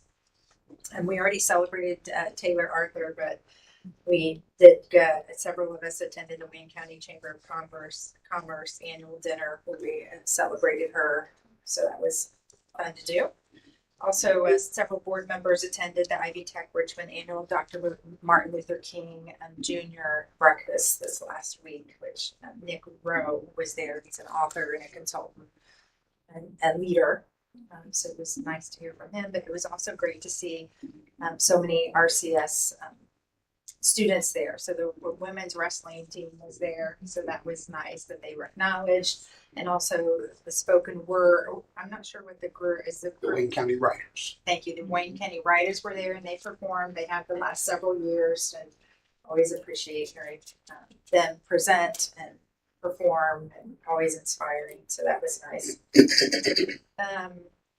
Snow day decisions and 2-hour delays. I didn't know, Dr. Wright, if you would be willing to share. I mean, I get questions as a board member, why are you deciding that? And I'm like, I don't decide. It's not my board members don't decide that. There is a criteria. There are guidelines that are followed. And those guidelines are built around thinking about what's best for our students. And I know we hear a lot about, and we think about students being in the cold and waiting for buses in the cold. And we also consider students who, if they don't attend school, won't have a breakfast or won't have food to eat. And they may not have a warm caring adult also when they're not in school and they're not being educated. So it's all the balance of that along with the criteria. I didn't know if Dr. Wright would be willing to share that criteria. And I know it's been published before, but it's a nice reminder for the community of how those decisions are made. It's not just one of us or you just saying, I think this would be a good day. I mean, it's pretty strict. So Without a doubt, and as you referenced, those decisions are not made in a vacuum, and I do not make those decisions alone. I have an amazing team that oftentimes are keeping a very close eye on not only weather conditions, but also many other variables that could lead to a delay, a closure, and or an alternative asynchronous or synchronous e-learning schedule. So you hit on several of those, but inclement weather definitely, cold temperatures, but also heat and hot temperatures in the fall and or in some of those summer months at times can lead to a delay, a cancellation, and or alternative scheduling with e-learning and a virtual. We also, dare I say, flooding or any of that sort. If we, yes, I know it's too soon. But if, for example, at one of our elementaries, and again, not wishing this on any, but if our facility team arrived and saw that the cafeteria was under a half foot of water because of some malfunction or accident that may, for that particular school, create a situation which we may have to have an alternative schedule. Of course, with the inclement weather, we always look at the National Weather Service as well as the National Oceanic and Atmospheric Administration. They have a great graphic that, as you referenced, we've presented to our community the last 3 years. And a lot of the information that we will continue to educate our public on can be found on the website. And that graphic really details and breaks down the wind chill factor. And as we know, the wind chill factor is when the wind and the temperature combine to create such a factor. And that factor is always taken into consideration. For example, this morning, in utilizing such a chart, we were right there on the borderline and cusp when it came to the temperature. When students' skin is exposed, I think we referenced at the bus stop whether or not they're a walking population.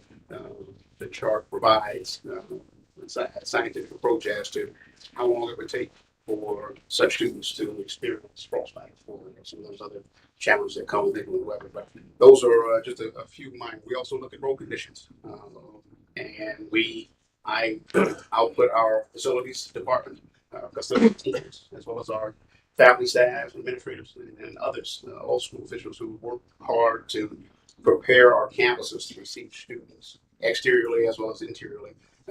However, there's only so many controls that we have. When you cruise through our campuses after we experienced a large amount of snow a few weeks ago, you saw that our campuses, parking lots were clear, sidewalks were clear. And so again, within our sphere of control, our team has done a tremendous job doing so. However, we don't have any autonomy or control over is our city streets as well as in our city sidewalks. And so those are sometimes the factors that are taken into consideration. If you all recall, several semesters ago, maybe 2.5, 3 years ago, we had an ice storm per se that came through Richmond, and it created challenges with falling branches as the branches were iced over, and again keeping that in consideration for our walking population.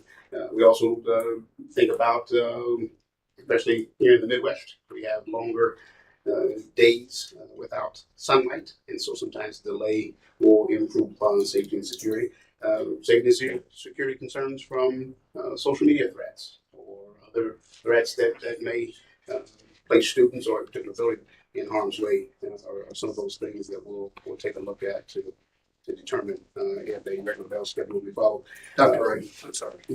With the weather that we're having, the conditions, the cold, the snow and everything else. Yes, sir. Would you let the public know specifically how a bus route or the impossibility of operating a bus route because of the drifting snow or something on some of our outlying rural roads, how it has the definite effect on if we're going to have school or if it's going to be delayed? A lot of people don't understand the importance of that. Absolutely. I love that question because I think oftentimes those that live within the city limits forget that we also do have a fringe or we have rural routes. And so to your point, Member Stevens, especially with snow drifting, when a road has been plowed and shoveled and made fair passing overnight with the wind, they can just the snow at times recovers the road, and so when our buses are traveling through such rural routes, and again, I would not dare steal the thunder of Mr. Scow, who's had more experience over the course of time with our transportation department, but in short, it makes it so that they're navigating and maneuvering such large vehicles with such winding roads at times, and at times our county roads or those rural roads are not as well addressed as our city roads, and so we got to keep that in consideration. We also, to your point, have to consider our neighboring school corporations who send students to us to study throughout the course of the day.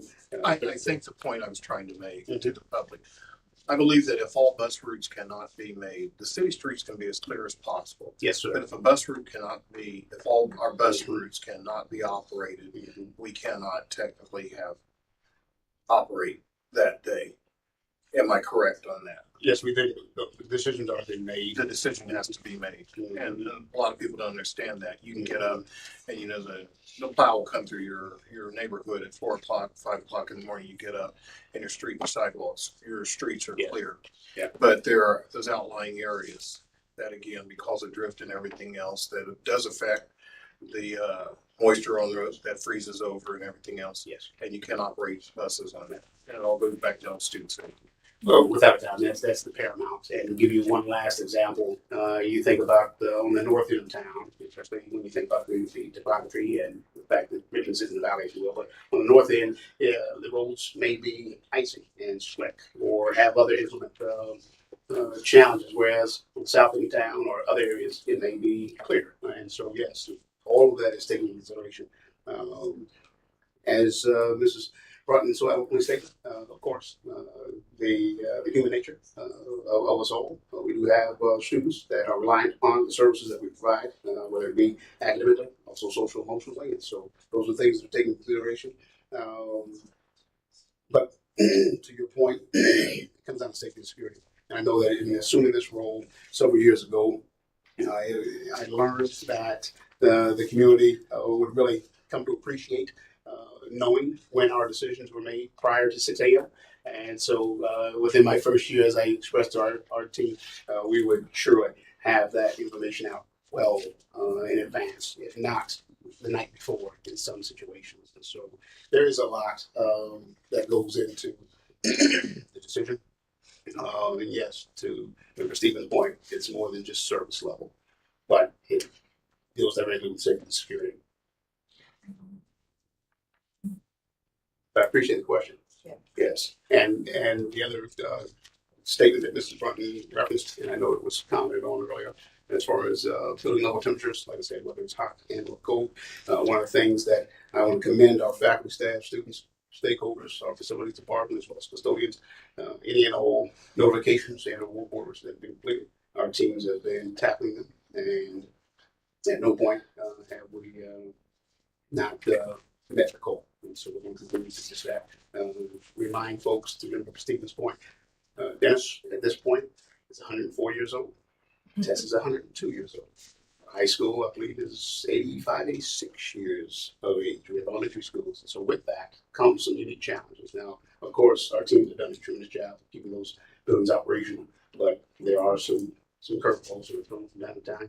We want to continue to step up to the plate and work to not enough part, metaphorically speaking. But thank you for the question. And say just to get along with that, I've been a little taken back driving around the city and seeing, you know, people not clearing their sidewalks and I have children and telling them to do it. I just do it myself. It's my workout, but you know, it's been a little disappointing in that, like, yes, it's been cold. I don't want anyone out there, but you know, when we did have a little bit of a warm up, I mean, it's just still there and it's hard, right? You see kids that are walking over it as they're crossing the street to get to school, and yeah, so it makes it your decision, and when you look at that, even harder because you're weighing so many different options. So, and naturally, we definitely want students in school every day, as much as for the full duration. To your point, my last point that I'll reference is that what becomes comical, or not necessarily comical, but I think it's a testament to our facilities department and the men and women that make up the facilities department, whether it be our one crew or within each individual schoolhouse with our custodians. They have made so many sacrifices and again continue to beat the cold. But oftentimes we'll get requests from the city to hire our department to clear sidewalks or clear a road or cut down a particular tree that may be laying over a fence line, or they're that good that some of our patrons and neighborhoods and associations want to contract our facilities department out because they're so efficient and effective. And going back to what Mr. McCurdy just presented, it all combines to create a perfect environment for our students to learn in. Not just, like I said, I'm so proud of our facilities team that brought this to this job. And faculty, staff, and students, the adjustments and sacrifices, flexibility, parents. We come together to meet the call. So we'll continue to do that. Tomorrow, however, while it won't be 80 degrees, it will be warmer than what it's been. And so we're all looking forward to the next few days. But if we wait 5 minutes, it may just change again. 26. And I had several things, but I think a lot of them were things that you were probably gonna think about. So I didn't want to. Okay. So one of the things that was on the agenda meeting notes that everyone would have received was the proposed HR consent change. So we just wanted to see where we are landing. Do you want to preface the conversation? I mean, since Yeah, so our HR consent, I heard we've had a couple of iterations over the years. So I was looking at potentially adding a little more detail to that. And that kind of came about from, you know, having conversations about tapering down email traffic, and we have questions. You know, I was talking to Mrs. Scalp about adding FTE. So if employees are splitting something, right, we allow them to do, like, coaches can split.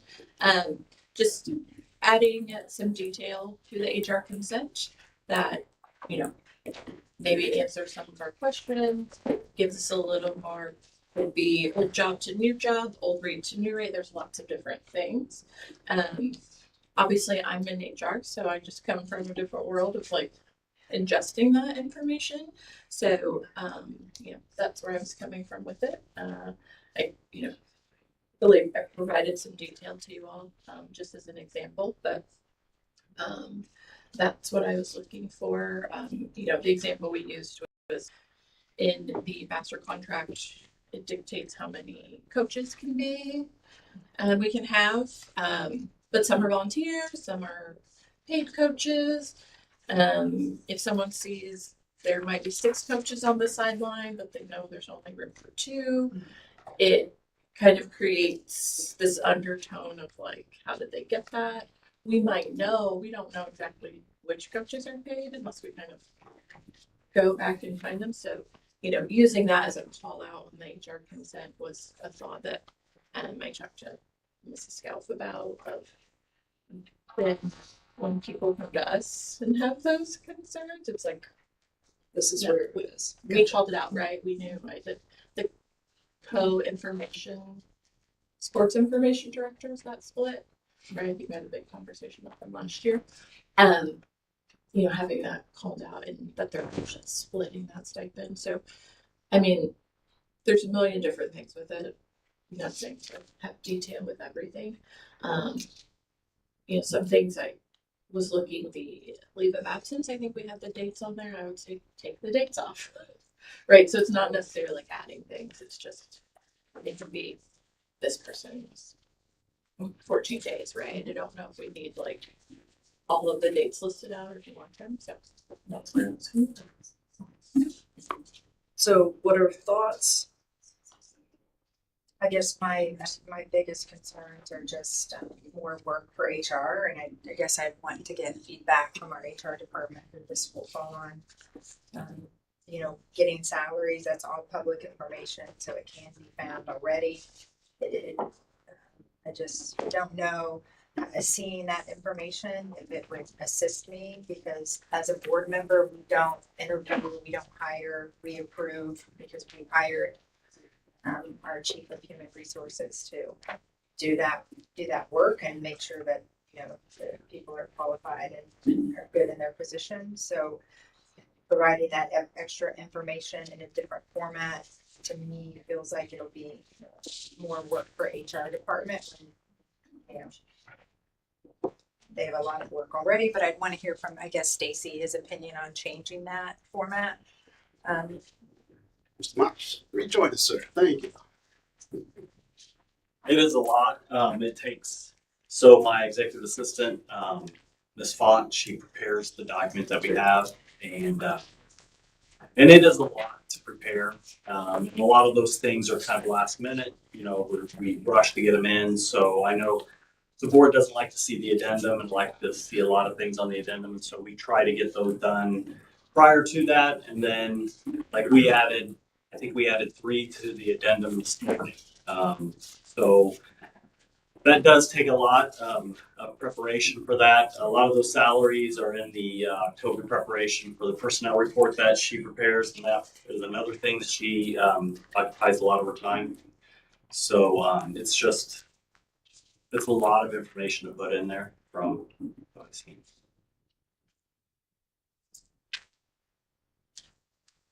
I don't want to create any more work for you or your department. That's my thoughts. I appreciate that. And as far as the coaches go, so kind of an explanation of that. So if one of the teams is given so much money for assistant coaches, you might have, and they hire them for a season, and so you may have an experienced coach that works at another job and doesn't really need a lot of that. They just do it because they love the kids, and so they might forego their salary or the pay for that coaching position and say, I give it to a kid who could really use it. And so they really kind of disperse those funds. That's at the discretion of the head coach, and that's happened since 2006. when I was an assistant principal in charge of athletics at Test, and coaches would do that. You know, the more people they have to help out with that, to manage the athletes, the better off they are. So, and they'll get coaches that just volunteer because they love to do it, and so you know they'll offer to do that. I know Mr. Richard was a volunteer football coach before he started working for us, so a lot of people don't know that. So he was showing up in the off season to help out. So that happens a lot just because somebody has a passion for that and loves kids and just wants to help out. So I think if I may just add just with regard to the workload, the labor behind it, of course, if it's the will of the board, then that's the charge. We'll carry it out. I think the only other, if I'm not mistaken, I believe the sample template was from Hamilton Salvation. the TJC. That's right. And I think the only other caveat to consider is that that's a school corporation of roughly 22,000 students, and so I believe that their human resources department. I think there's a few more Mr. Mops, or at least personnel-wise. Yeah. So I think that if nothing else, if it's a little board, that may be something that we consider to not only meet this charge, but any other charge that. Yes. That come. Well, to me, I mean, it's my assumption. It's what I do every day. Is this should be a report that you can fill out, like, and attach, right? So you know, I don't want Lisa sitting there manually putting things in. Like, you know, that's my thought process of just deliver. that's currently what she the does. report. Yeah, there's not a report. I don't think that she can pull from that. She so as people get on there, I think it's a live document that she just adds. I would think daily, but I don't think there's a report that she can really pull for the meeting. That Can we build a report? I mean, That's do you right. want me to build it for you? That's what I was going to ask. Right, Mr. like President. I think that's what you're alluding to, is that there Yeah. is some technology that Absolutely. can circumvent. I mean, it's got to be there. But What then you ask, software are we using? We it's have CompuTrol. So when somebody gets hired, we put it in CompuTrol, which we've had for a long time, and so that's where our new employees are put in and maintained in that HR software. It's also HR payroll software, and so that's where it's maintained. That's where we put people in. We have somebody. We have another person that kind of inputs that data into the HR software.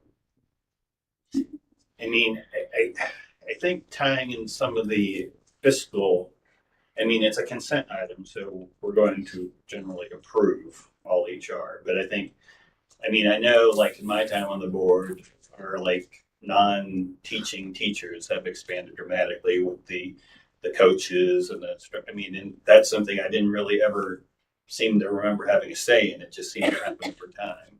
I mean, it'd be nice to somehow track, where our money is actually going in the classroom, on the athletics field. And I think the more sophisticated, maybe the short-term answer is, I mean, maybe there's some PD we can send. Is it Lisa? Mm-hmm. Lisa to. I mean, I can't believe that this is done manually. It seems a very archaic way to do it in 2025. I'm not sure there's a report that you can pull from CompuTrol. I can look into that and see if there is.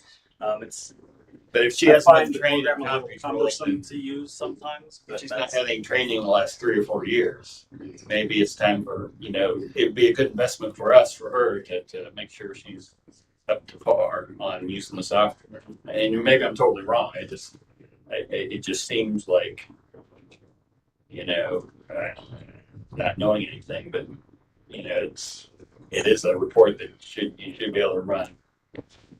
I would think in the private sector it would run automatically, but I guess, and maybe I hate to just say we're fine with what we are. I think I'd like to, we had the HR working group, but I think maybe this would be nice if we wanted to revisit that shortly, to just kind of sit down in a more intimate setting and kind of go through the pros and cons, what we thought we might need, what maybe we don't need, and have your input right there. Might be a better approach than right here. because it is, like I said, the unpaid leave. I don't know if we've always listed out the dates. I don't remember. We have. We have. I guess maybe there's just a lot of us going. Like, I don't think we need the dates, right? Like, if she's like manually like looking them up and putting them in, that would be something to. Well, so it all comes from different places. So for deductible days, I maintain that spreadsheet, and so that she just pulls from the spreadsheet. So that's pretty easy to do. Yeah. So that's not too difficult because I have to sign off on those. So as I sign off on those, then I get those. I think and those are from the beginning of the year, so that's probably should have been putting those earlier. So I don't hear anyone wanting to add labor or work, but I think kind of finding out what's maybe even for us to know what's available might be helpful, and then having heard, well, I could easily do this, this, and this, but boy, when you ask for that piece, that's the one that makes me go manual. I shared the what I got with her, and there was a little bit of panic on her face. So. It's just an example. I got you. I run defense for you. Thank you. I appreciate that.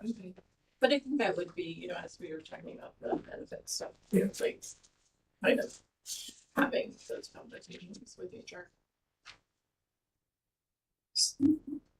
So are we saying like maybe Kim and Stacy get together if we Well, I could add some want to yeah, be absolutely. labor intensive? It's, I'm already ahead of schedule. This is, Elmine's going to send out some calendar invites. And we're always sitting down.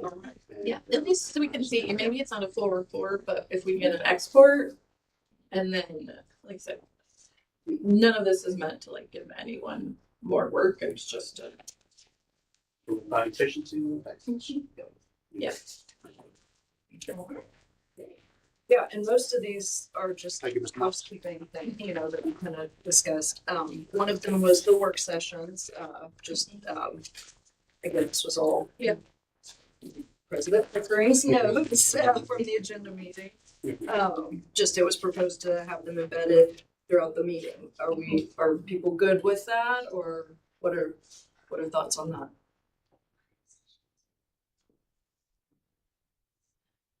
We just didn't get much feedback. I know, when- I so just take that as here we are. yes. Yes, Right, I think we talked about, we always kind of ran out of time to having it at the beginning. Not that we couldn't have something in the 5:30 hour if it's, something we know that won't go as long, but when I first started, we had a lot more presentations in the meeting, and maybe we need to be careful what we wish for, but some work took us forever, but we seem to always get to a resolution or closer to a resolution when it's embedded in the meeting. I mean, it's probably been about 5 or 6 years since we had, I would call them normal work sessions. And basically the work sessions were basically laid in the calendar at the beginning of the year. So we had kind of the same work sessions every year. Mm-hmm. Not exactly, and then through the transitions and whatnot, we kind of got away from that. And I can recall sometimes like we'd be sitting in an agenda meeting saying, what's the work session? Well, if that's the case, you probably don't need a work session. Mm-hmm. So I think I'm more, I think in the meeting, I prefer, the time limit I think was really the biggest issue having them before. And I think that was, it just really limited discussion. Mm-hmm. But I think it's just, and as necessary, I don't know that we want to get back to a year of, I think that's actually good planning to say, okay, through the course of the year, these are the 8 topics we're going to cover in work sessions. What we typically have done in the last couple of years is we need to cover this, we need to cover this. And so some mix of here's what we need, here's what we want, and flexibility, I think. Mm-hmm. But yeah, definitely, I think the meeting is because, I think my entire time on the board, every meeting has been basically a business meeting. Even though we used to separate them, we still had action items and whatever. Call it We tried. I think right when I started, you guys had just switched. Mm-hmm. And then that first meeting we had was I never said anything. I'm like, fuck. It was a very unique time. Right, yeah. There were a few different things that were on board that year. And I know, I mean, I know the cabinet gets flustered with the 2 week drumbeat of meetings, but I mean, sorry. I mean, that's kind of the nature of the beast. I think that's what drives the training. And yes, sometimes that makes a really hectic 2 weeks. I don't really have a good answer. I think we've talked about once a month. I just, as a board member, I think we operate better on a 2 week schedule.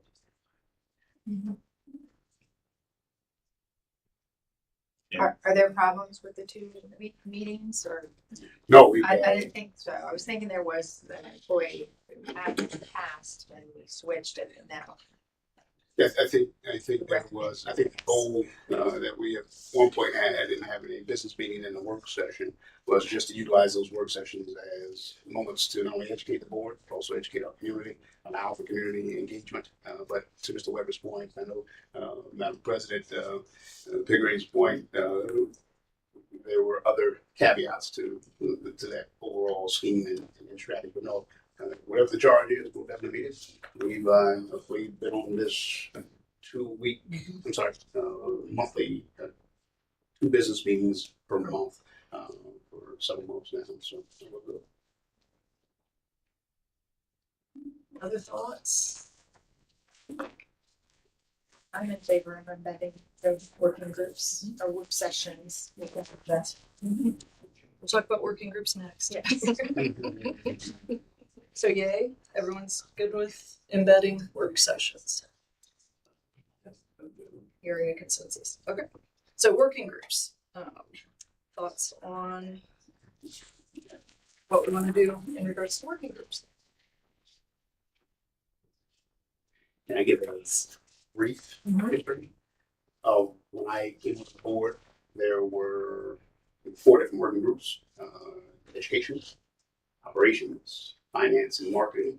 Within those working groups, facilities. I'm sorry, operations, facilities. Yeah, Oh, sorry. Operations, I'm sorry. Yeah. Mhm. And those were superintendent working groups. Working groups that the superintendent will put in motion. Within each working group, there were 3 members of the board that served on each working group. We've since transitioned to the work sessions, as you all have known them, that has allowed you all to be present during any given topic, whether it be facilities and operations, or I think what now is being proposed is a potential opportunity to move back to finance, move back to education.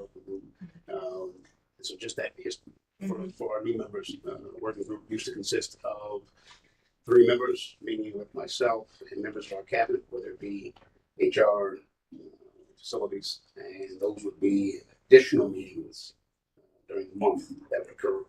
That working group would then report back to the entirety of the board. So it's very similar to that's right. Yeah, the policy group. Yeah, you know all about that. So I think what Mrs. Stolz is alluding to is as we move forward, getting back to that form of working group or continue with the work session format as we've had. What we want to do? That's yeah. I appreciate it. No, yeah. Thanks for the and Yeah, I was, I mean, I think like Aaron and I did great work in the policy working group, or just him and I. And then I think having the, publicized policy group works well too. I think it just helps us stay focused and we don't have to sort of be thinking about other things. That's why I like them. And when we were discussing this, it was sort of in the same vein as Mr. McCurdy coming monthly potentially to give an update. So I was thinking of it more of, if there is a facilities one, not necessarily, we tried it before with the label, but not necessarily every month. When they come as we have these big projects and they're like, hey, we have some decisions to be made, right? Like then that working group might kind of have a brief with Mrs. Gaff and Mr. McCurdy, just as like a precursor. So that's kind of how I'm breaking it down, not necessarily doing them all of the time or on a specific cadence. So, and then publicizing it like we do the policy group, so we don't run into any issues. If you are interested in that topic, and you know, definitely have like maybe have an appointed person like Kristen is now sort of in charge of policies, and so that is the point person. But that was my thought with it, because I think some decisions are, and I'm not saying that group is making decisions, it's just a way to help drive. And Well, and to our earlier conversation, in the past, those groups have made some decisions. There is a check in that those are brought to the board as, you know, like, They're making recommendations. They're not making decisions. If the working groups are making decisions, we have a problem. I know for They're supposed to sure make that there were recommendations. decisions made on the facilities, just, oh, we'd like this color of whatever. And that was a decision that was made. Why would the board choose a color? That was something that was brought up in the facilities working group. I'm just saying that has happened in the past. So just, again, that it's an option, and what we are deciding, if we operate with that type of a working group, you know, you have up to 3 people that are appointed, that we're saying we are entrusting Kristen, John, and Aaron to represent us in that capacity on that working group, and then they are relaying that information to the rest of the board. So that's, from what we understood, you know, that's still an option. It's just whether or not we want to do that as a board. Do we want to have, you know?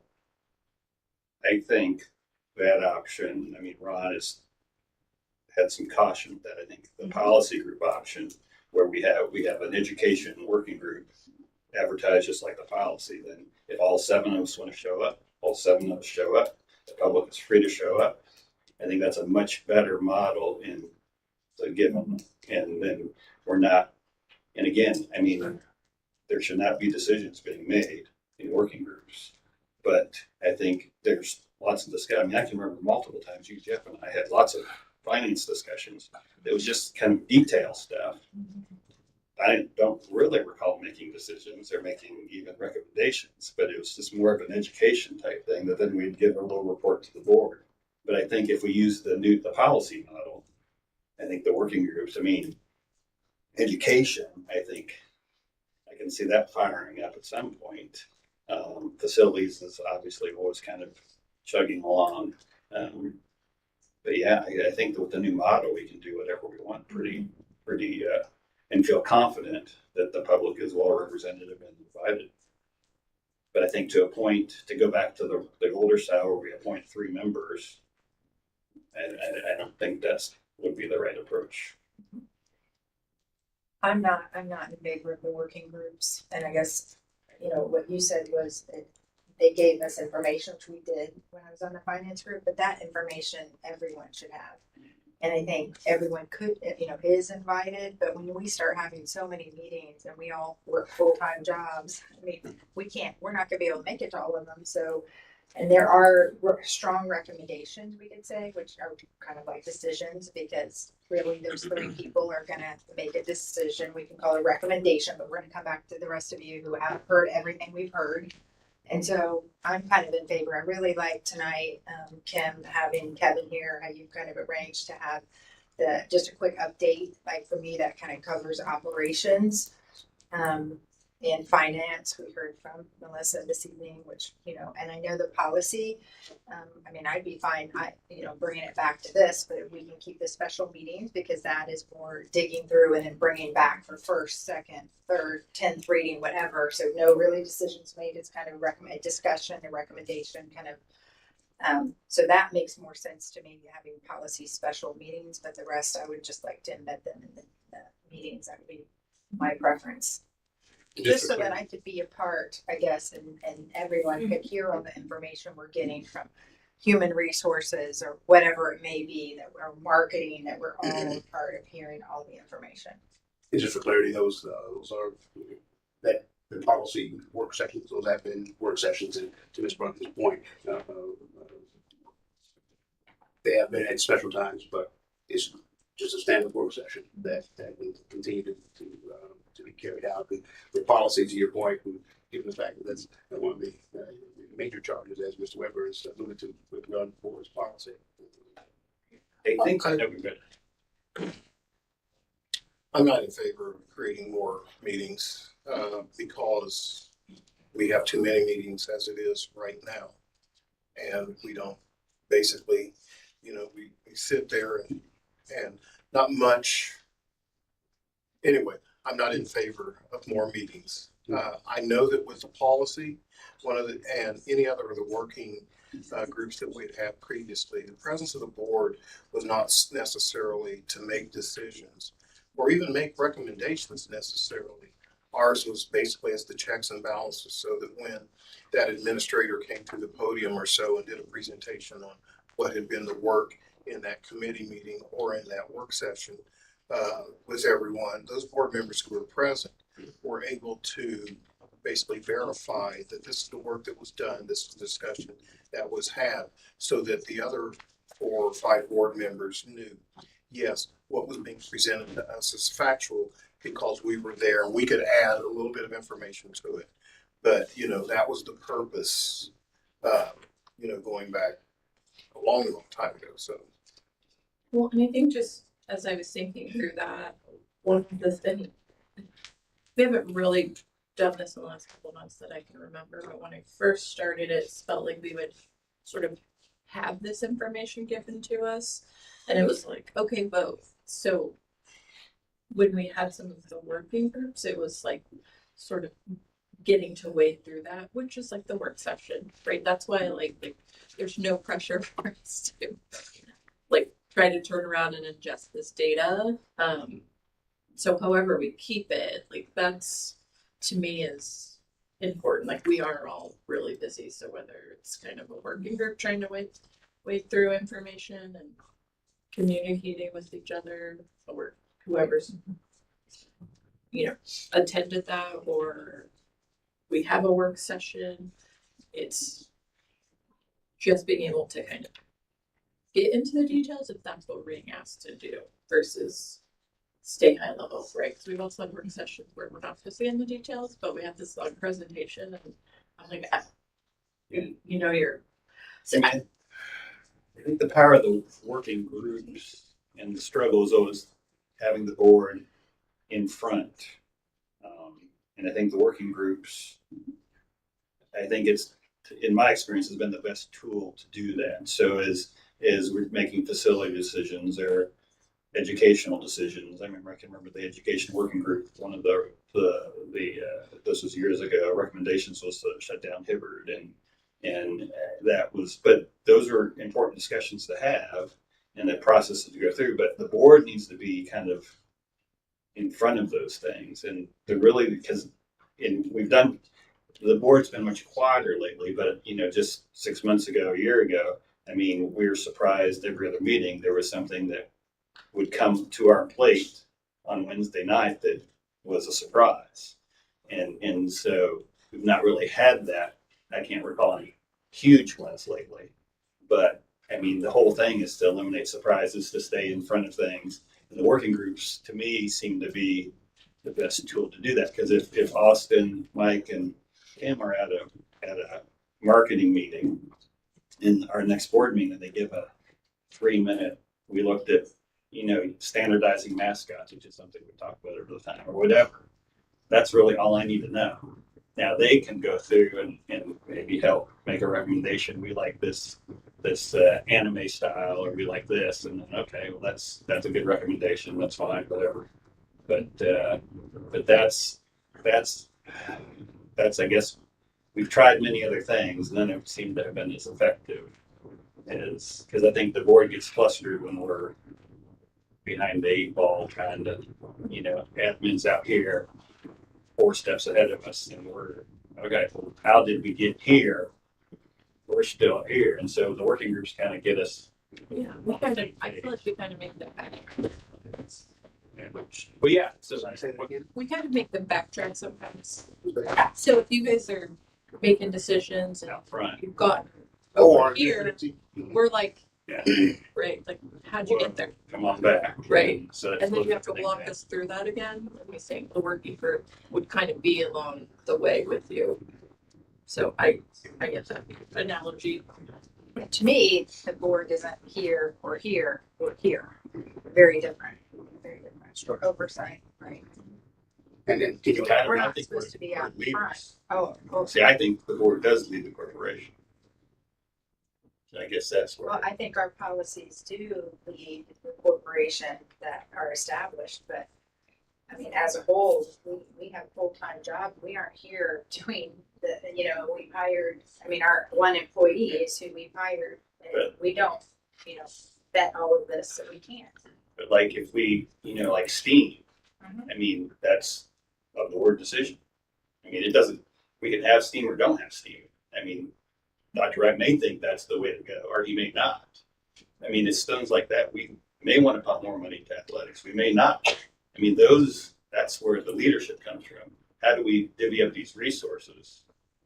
That's from the board. It's like Dr. Wright and his team's going to have things that they want, that they believe. And can fight hard, but as board members, we are the ones determining how those resources are divvied up. I believe, and I think So that's the question how you lead. is, yeah, can we do that within a board meeting, and have that embedded? And the idea, like you said, John, to stay in front of things with the agenda, or do we need to have working groups? So far, I've heard Kristen and Aaron saying they would like to have that embedded within the meeting. John, I'm hearing you say you'd like to have the open to the public format of a working group. So what do you guys? I'm not real confident in any of it, honestly. Okay. Our ability to come to decision. I'm just being 100% Gotta pick honest. something. I do like the format of the policy working group. I think it's led to good discussion.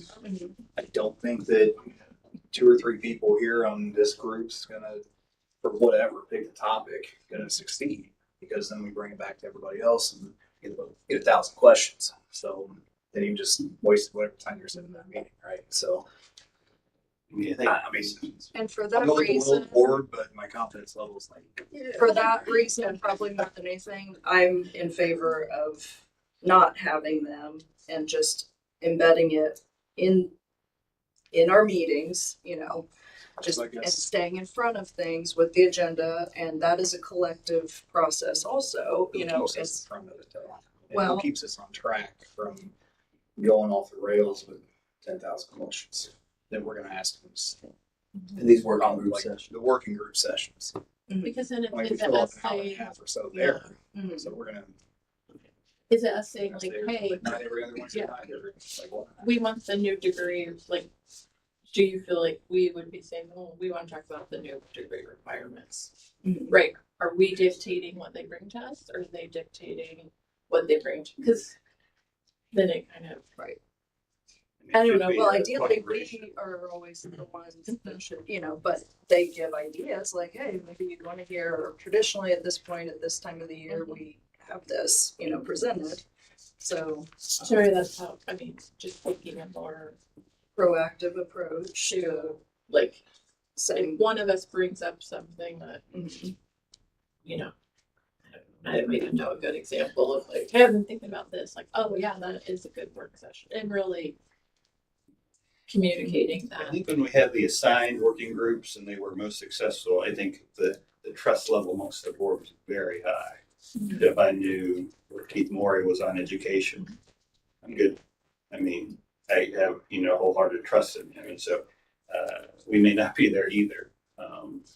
Well, see, I feel like that's why I like working groups, because even, with the exec committee, when you guys had something or, past board members, that were really knowledgeable in something, me being able to like digest their translation, you know, I got a lot of that. So that's kind of also why, like, I see that if I'm asking you, like you were part of it, you're going to give me a different level of detail, versus maybe what someone in admin would, just because they're trying to present the information, right? You're given the color commentary, which I like. So it's hard for us to discuss. I would not want to take anything off the table. I think I would say, I mean, if you want to keep it in the meetings, do that. But if it seems like it makes sense to have a separate work session policy model, then do that. I mean, I by saying we're going to only do it this way or this way, I think that just. That's true. Would everyone be okay if like a topic came up and we were like, hey, I think we need to Have a work session on this? like a, sort of. It's always enough. And if I'm interested, Madam President referenced, something that's going to go in our Board of Governance, the model that we practiced is unique compared to other boards of governance, not only around the county, state, and country. And to Ms. Broughton's point, while some were a little more oversight driven, our Board of Governance model has been different. And the only thing I would say, and the only thing I would encourage us as a Board of Governance, me being a non-voting member, is arrive at a format that allows for, and I think you touched on, allows for decisions to be made so that we can then have the charge, the guidance, and move forward. Yeah. Whatever format we establish that will allow us to efficiently and effectively arrive at decisions. And I know Mr. Brand will get that confidence up as far as whatever allows our Board of Governance to arrive at decision so that we then, as centrals, building level leaders, teachers, can then move forward. For students is my 1.5. Yeah, and that's actually a really good distinction because, I don't want to do this just to be in the details.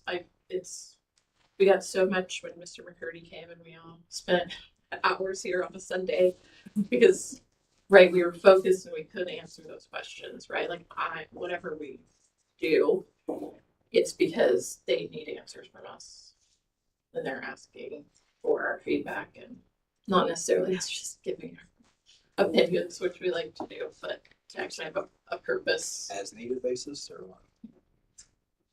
That's what I really think something. Michael, you haven't chimed in, but are you like? I was gonna. I mean, I also feel like we do go with that. There's also going to be as needed basis that come up. So why add the extra work? Okay. We just talked about the HR consent items, adding the extra work. Why add the extra work now if we know it's going to lead to further questions? Yeah.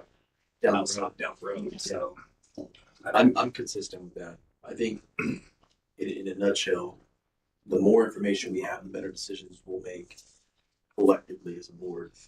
And I think once fluidly as needed, if we need to have a session that addresses it, then we need to have a session.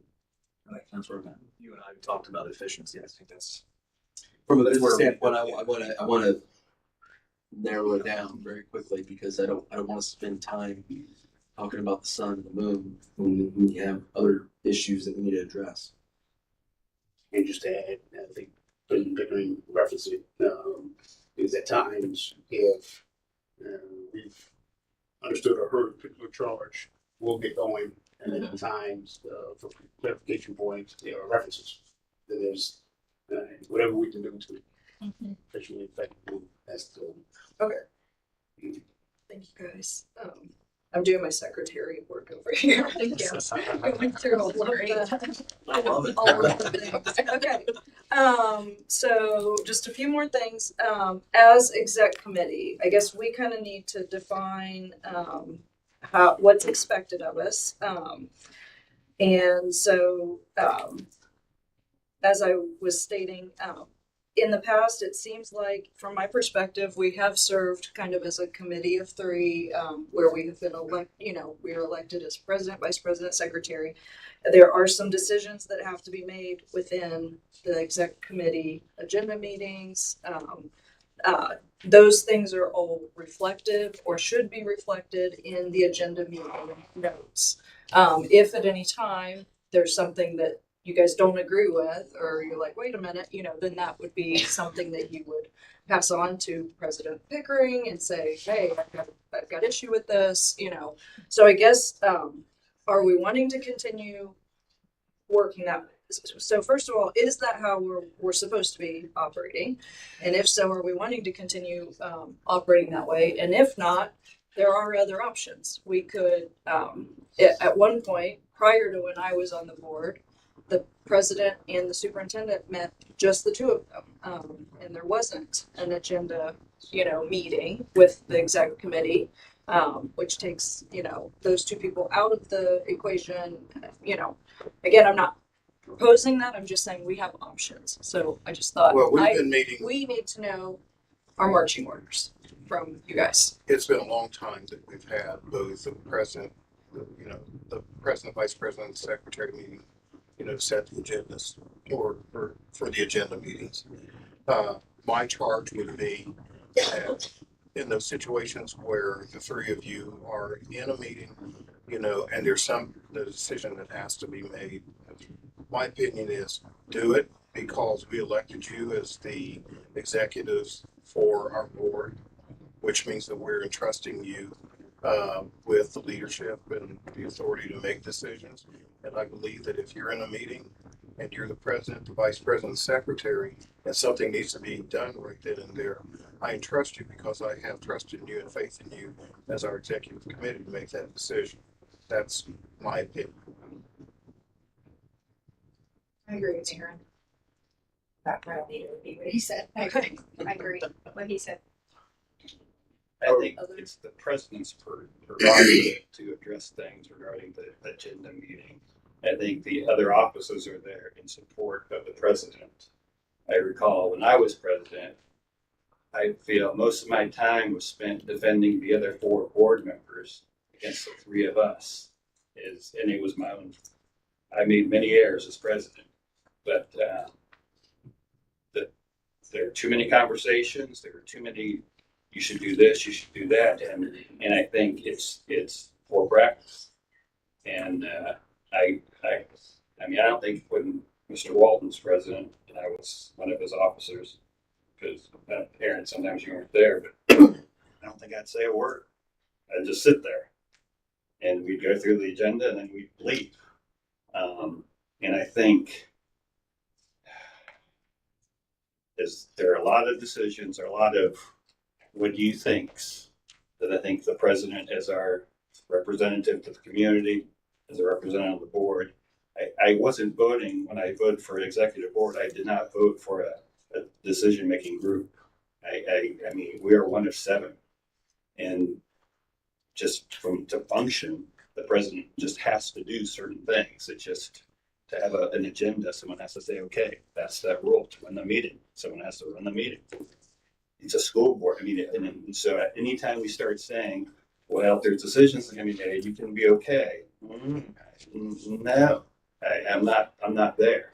I guess when I'm talking about decisions being made, it's like, who are we celebrating this week? Oh, the 3 of you can decide. It's not, are we going to start a STEAM program? And you guys are making decisions, you 3 together. And I've heard all kinds of. I guess if you were sitting at a meeting and for every agenda meeting with another president, you said nothing, then I question, why do you need to be there? Because the purpose of them being there is to offer some feedback or maybe some insight for the president. And so, because we didn't have 90-minute agenda meetings. We were in and out in 15 minutes. And there wasn't all this discussion and extra things that I don't necessarily think should be happening. I mean, I won't excuse myself, but I thought, in my defense, I thought because Dr. Wright was so green and new, I thought it was beneficial to him. In retrospect, I think we maybe did him a disservice by giving so much input. So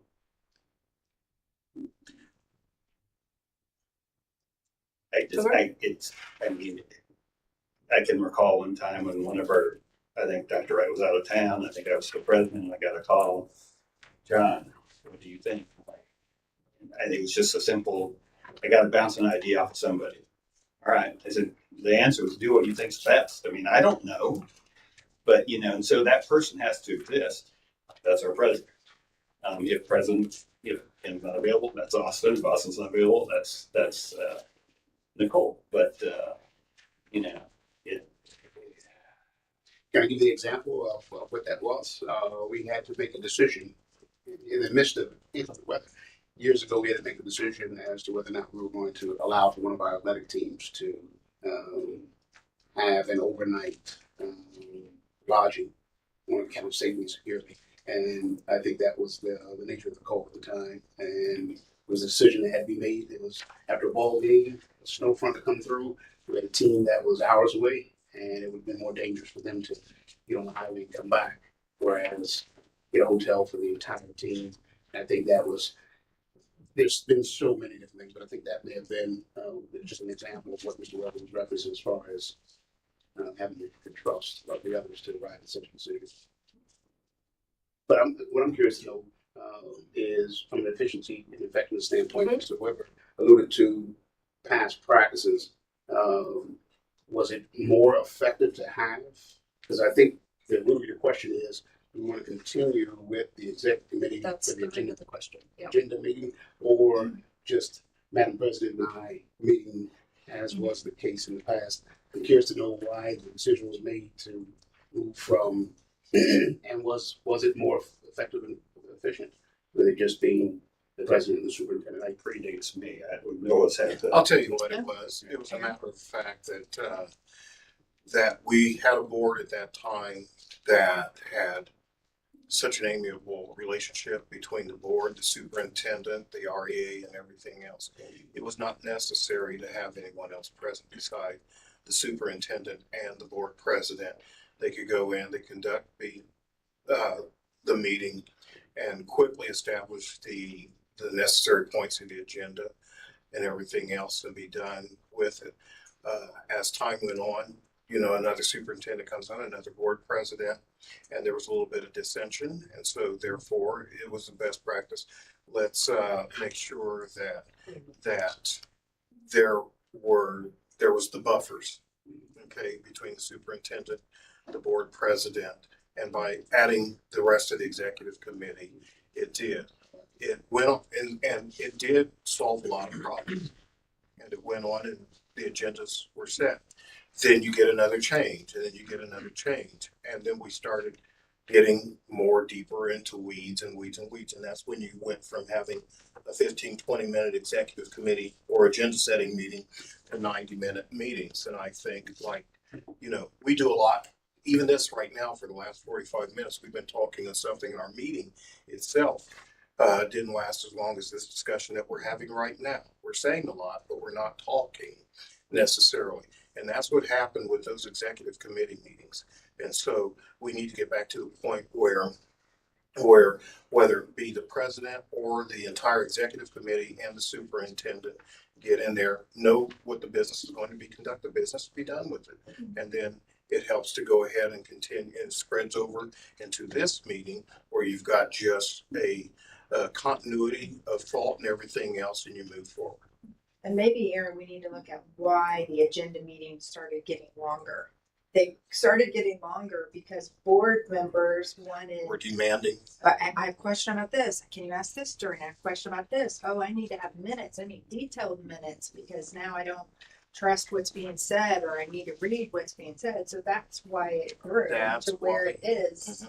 Or that's so why it's this group that caused it to grow, and now we're complaining about how big it is because of our actions. It's just like this circle. And that's why I go back to my original statement. Several weeks ago, we elected 1, 2, 3 to represent us as an executive committee, the leadership of this board. I have full faith and confidence in you that you can go and conduct that business. As a board member, I'm not a add more. I need to have these stats. I need to have those stats, and I need to create more responsibility for somebody who I have no direction over. But again, it goes back to if we control that, then we also control this right here and what goes on in here. I mean, I could say just the first meeting, I don't remember what time we started and what time we finished. I mean, we stuck to this. We referenced you several times. But you're going to go down in perpetuity. Yeah. That's what last year. Rainy day. Oh, how long was the meeting? It was about an hour and a half. Well, it didn't Okay. Yeah, so, but we can do better, you guys. Well, I it felt was confident. also my first one, but Because we had gotten down to, I mean, like, Yeah. I felt like we had gotten down to like half an hour and I was like, this is great. Right. I was But like, that's the okay, we're good. questions don't belong in the agenda. I mean, that's the problem. I mean, they belong right here in the other discussion. Right. And so, I don't think we asked any questions. I did bring I mean- up the HR consent just to vet it. Well, but that was a possible, like, let's do this differently, you know, like. Yeah. So, but I thought that was. the problem with, if it's just the superintendent, the president, then, I mean, so my whole thing is, we're 7 people, we all need as close to the same information as possible. That's not possible. So the president in that role has a unique position. But when you don't have your executive officer, it's delicate because we've had problems in the past with the president and the superintendent, the rest of the board's like, I mean, if they're, because the other officers weren't involved, it was just the 2 of them. I think that creates problems. And so I think it's a delicate balance. I mean, as an executive officer, your charge has to be the entire board needs to hear this, the entire board needs to hear this, the entire board needs to hear this. If you have questions, then we all need the same information. And that's how we do it. So whatever mechanisms we can do to make that easier systematically, that's what I'm for. Yeah, forgive me, the lifelong learner in me. I'm curious to find out how other corporations have found success with such a model that Mr. Weber just alluded to, where it's the president and the superintendent. And I know there's, Steve Horton was with us last night. I may pose that question to he and ISBA, just because, again, corporations 3-4 times our size still follow the model of just the president, superintendent. Need an open agenda and function with high levels of success. I just lifelong. So if you all, I may shift into that just to see if there's some takeaways that we can bring back to our board. So far, it sounds like stay the same, I'm comfortable with the three of you. comfortable. Stay the same. Okay. But you have to have super discipline. I mean, to me, that's the whole thing. It's a discipline thing. Because I've done it many, many, many times where we've just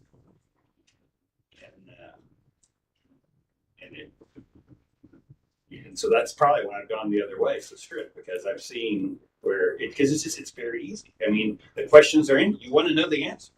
Like, oh, that just touch right. You just tell me real quick. Well, once you tell. So then are you going to send an email to the rest of the board, or are you going to present in the same manner of fact at the meeting? I mean, it just opens up so many doors. I think the simpler you keep it, the more clean you keep it, it just makes your life easier. It makes our life easier.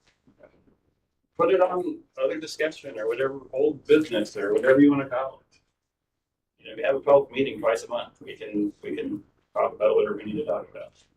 All right, so for now, yeah, any other thoughts on just as is what I'm hearing? I'm into as is in the sense of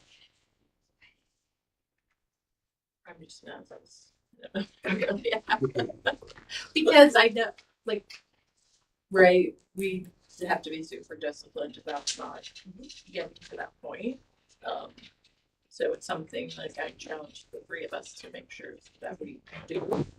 And there's accountability in that too, when there's multiple people, because it's kind of like, no, we can't ask that, move on. Yeah, which is probably easy to say because I don't think there's any pressing issues right now, but that's also something that we'll talk about,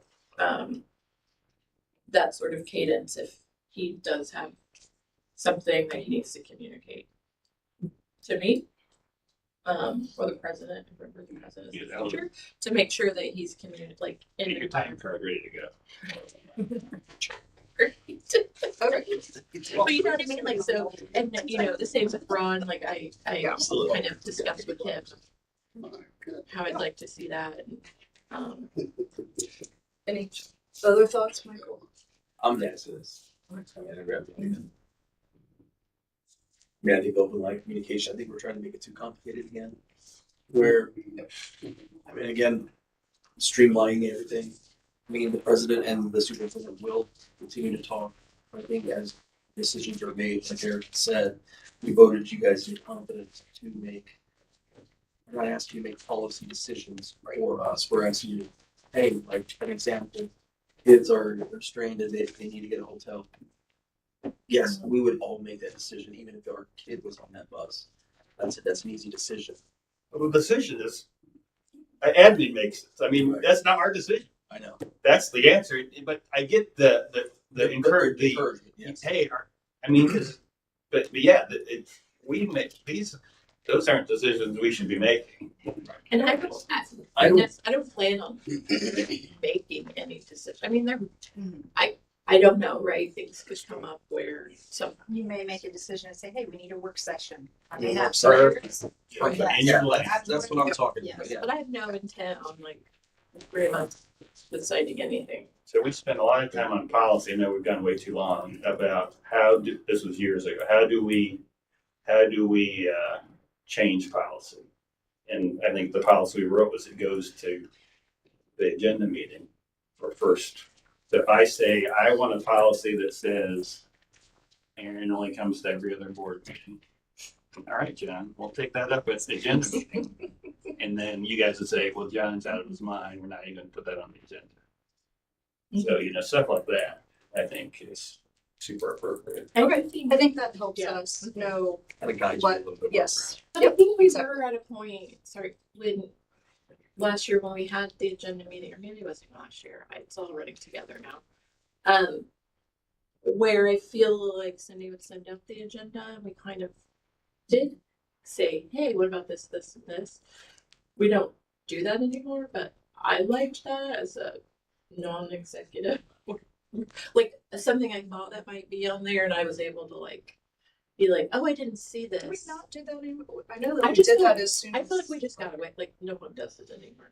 Oh, no one responds, Mhm. but it still is being sent out. Because I mean, there should be a I mechanism for responded this last time saying, hey, what about this Yes. group as Okay. a celebration? Yeah. Yeah, but I think like stuff I appreciate stuff like that because I don't always remember, and you guys bring something up, and I'm like, There needs to be a yes. mechanism where board members can have something put on the agenda. Mhm. And obviously receiving the preview agenda and then everyone, I mean, I'm all about everybody sees the same information. So if I reply all and Cindy then sees it, I mean, that's the best format forward rather than calling Dr. Wright or calling Kim, because then it's like that no one else knows what, you know, send an email, everybody's covered, our bases are all covered.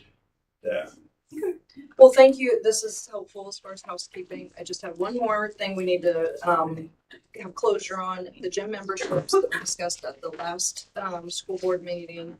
At the last meeting, Dr. Wright asked that we compile some thoughts to give him in regards to the gym memberships.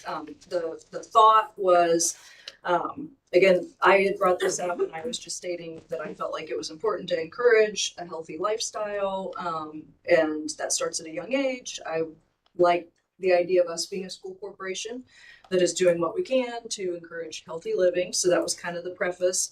And then just as insurance plan holders, is it possible for a variety of things that were discussed? Again, this is just kind of the cliff notes. Could we possibly look into offering gym memberships to dependents over a certain age, maybe high school through 26, which is when they have to leave the insurance plan? That was one option or one thought. Another one was to continue with a limit of the 2 gym memberships that are currently there per insurance plan, but allow those 2 memberships to be used by either the primary plan holders or any dependents, again, over a certain age.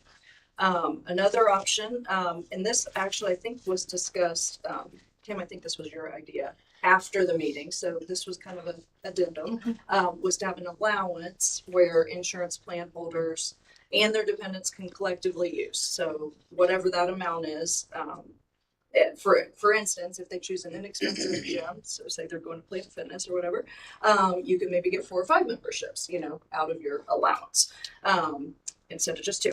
All right. So, and then the idea was look into the cost projections to determine if any of this is even feasible at all. And then perhaps another concept that was brought up was maybe have a survey of insurance plan members saying, are you even interested? Is this something, So the whole concept being very like, hey, look into this, not we're doing it, So just kind of a starting point. So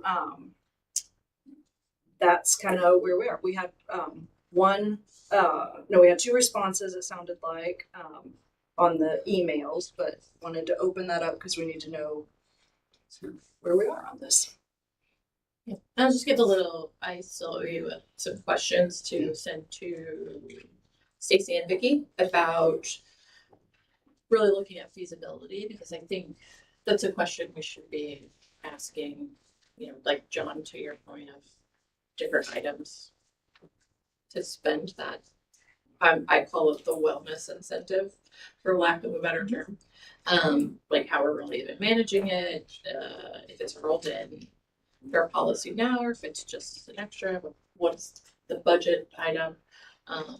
So it's kind of twofold, like, yes, looking into whatever that is, it's gym memberships right now, but and how that sort of rolls into the benefits trust. If they hear, hey, we want to be doing this, and then, when's renewal? Like June, July, maybe, I don't know when you guys get yours. That they would then probably have to bring back and say, okay, well, it's X amount of dollars, right? Because that's what will happen when we roll this out. So, so that was just sort of a little bit of the background of, yes, we have these questions, but it depends on X, Y, and Z. I guess my opinion is that if you're just asking if I'm in favor of it, it's into the weeds. I'm not part of the insurance trust. I don't need to know how much. I don't need to know those things. I think that's the insurance trust job, and I'm sure they have protocols to do that when they get recommendations. I know in the past from participants, teachers who have reached out to the trust members and said, hey, what about this? And then they have their means for doing that. So to me, what you're describing is way too into the weeds for us. It's whether we want to say, hey, will you look into this? We're interested. And then maybe the trust looks into it and says, no, we got these other ideas. And we know how to, analyze and look at what's needed and do a survey or whatever. So I'm in favor of saying, hey, would you look into it? I concur. I concur. And so when you say, hey, look into it, that's our administrative team looking into comparative data analysis. That's it. For me, that's the health insurance trust hearing a recommendation that, hey, we're kind of interested in this. Will you look and see if it's feasible, and you guys decide if it's feasible or not, and you do whatever you do whenever you get an idea. That's it's like looking into the whole wellness incentive, right? Because we might get discounts for benefit plans if we've got a stellar wellness program and high utilization. So I think it's using that terminology of.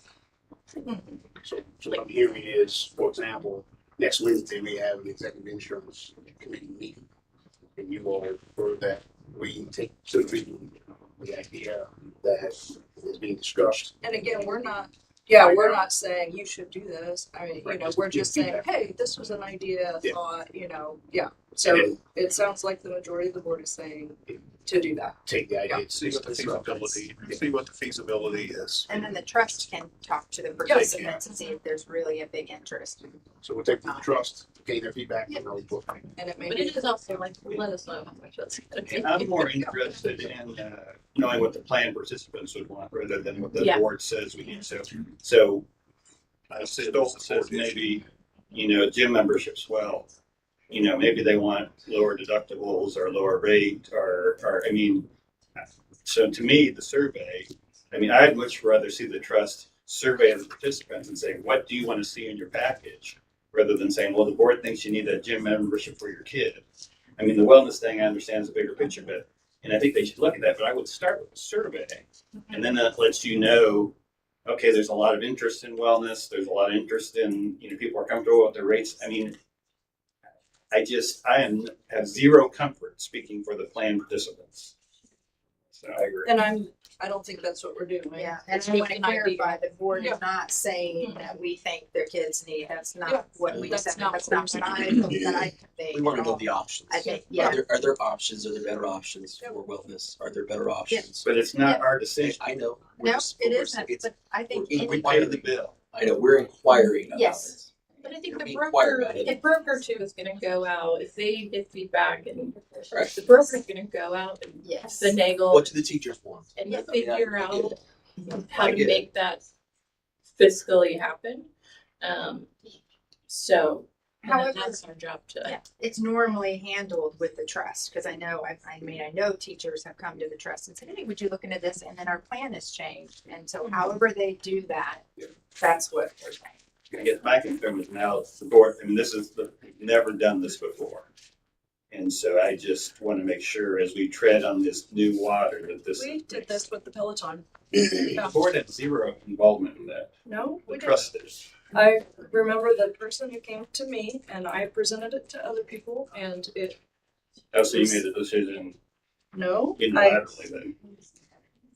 I presented it to the rest of the board. I- This was a concern of one of our patrons, one of our teachers.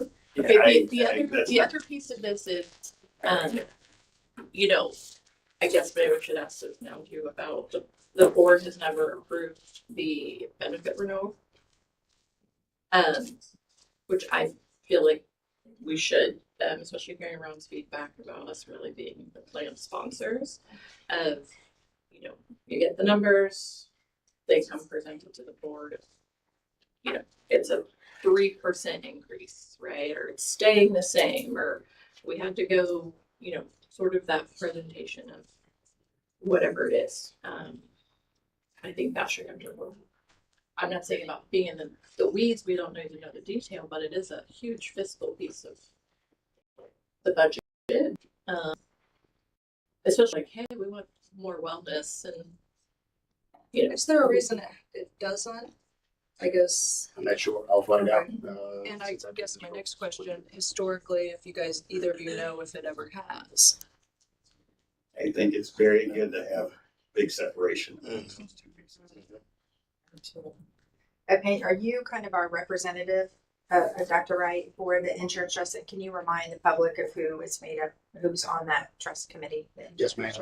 The answer to your first question, as superintendent, oftentimes I'm the representative for our entire board on the roles we have in that insurance trust.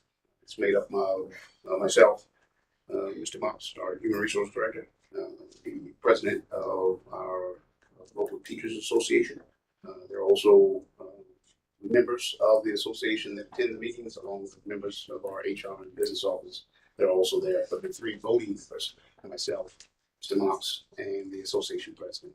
Okay, thank you. And at bare minimum, I think presenting, right, whatever we're rolling up to employees for the next year is important too. Say that again. Like presenting to the board of, hey, these are what we are rolling out for our staff and teachers for the next. Sharing information, sharing a report with the board that this is what the trust has decided to provide themselves. Yeah. Moving forward, something Yeah, like that. yeah, not necessarily like we are deciding on any of it, just Informational. like, yeah, I would feel like, we get it for so many other things. Of, right, we were able to save over here and just those pointing those things out. Our claims went down. Like those are things that help. And maybe you can point to a new wellness incentive and that made our claims go down. Like, we were able to save here. So the fun stuff that we're here wants to hear about. But I think I mean, it helps us see where the money's going and stuff. Okay. Any other topics or discussion? Gosh, okay, preview of upcoming, Can I make a suggestion? yes. Some people are going to hate me on this, but I want to, sitting here for the last hour or so, I would like to offer this up. And because I was not prepared for this last hour, not knowing what we were going to do, I would say, for the sake of the people who come to our meetings, who are presenting or whatever, if we're going to have a discussion like this, let's set aside 15 minutes prior to the meeting, at the beginning of the meeting, to do nothing but just bring up these issues, discuss them, go into the business aspect of our meetings so that the people who are here to do presentations or to be honored can do so. And if we have further discussion on something like this, do it for 15 minutes at the end of the meeting. We've been here for almost 3 hours now for a meeting that was scheduled for an hour and a half. We've had people who've walked out the door, and we have people who come to our meetings who have to get home, who have other things, and sometimes their participation in our meeting is at the very end of the meeting. And I think that that's insensitive to what their needs are personally. So my suggestion would be, if we're going to have these types of discussion, set aside 15 minutes, no more, and be very diligent about it at the beginning or at the end of the meeting, so that it doesn't get on a run-on meeting. We've conducted our business, that was advertised almost 2 hours ago. Let's do it in this manner. Go back to being efficient. Because I know that there are a lot of people who would like to be in our meetings, but they say after you conduct, there's just so much conversation going on. It doesn't really mean anything as fall raw and fiddly. I'm just saying that, like I said, I'm going to have some people hate me, for saying that, but I want to see an efficient professional board that is going to be, everybody's role is going to be well respected, and that the people who are sitting here who don't have to be here are going to want to be here. But we're also mindful of this. That's my comment.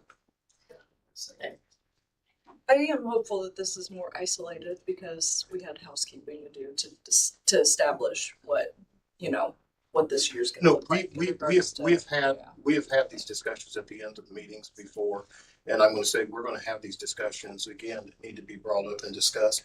Let's do so at the beginning of the meeting so that the public knows that at 5:30, when the gavel hits, that for the first 15 minutes, we're going to be discussing some board business. Okay. At 5:45, we're going to go into the business session, going with our celebrations and whatever else, conduct that. And then at the end of it, at the end of the meeting, we've got 15 minutes set aside that if there's any other discussion that may have come about as a result of the meeting, we can do that. Because I'm not going to get into the legalities of things, but. Okay, so are we wanting to do that? We need to open that up for. Well, I was going to I think say, it sounds fantastic. I think yeah, it's great. Okay. I mean, if we have discussion items, do you think they should be listed on the agenda? So we have to stick to them? No, I mean, if You know what they are, you list them. Yeah, I mean, if you Yeah. If you list them, yes. you can, yeah, but I like that yes list them because it keeps us on task. Well, that's for what I'm saying, 15 like, minutes. Who's controlling 15 minutes? Oh, I get a clock. So we need Walton back. Peacemaker. Or Cindy put the clock up there. I think if we list it as. But you still have to have flexibility, so it's not no other. Yeah. We have flexibility, we have time constraint. But Well, we know the flexibility how, would be at the end of the meeting. yeah. Correct. I don't know if I want to do it at the beginning, but I think the idea is great. I don't. I think the agenda committee can figure out the agenda. Okay, that's what I was gonna say. Let's talk about it at our next meeting. Okay, perfect. And then we'll listen feedback from the rest of the board. There you go. Okay. Preview of upcoming meetings and events. We have a special policy meeting, Tuesday, January 28th, 2025, from 10 to 11:30. That's right here in the boardroom. And then our next school board business meeting is Wednesday, February 12th, 2025 at 5:30. in this board. So, adjournment and bell ringer.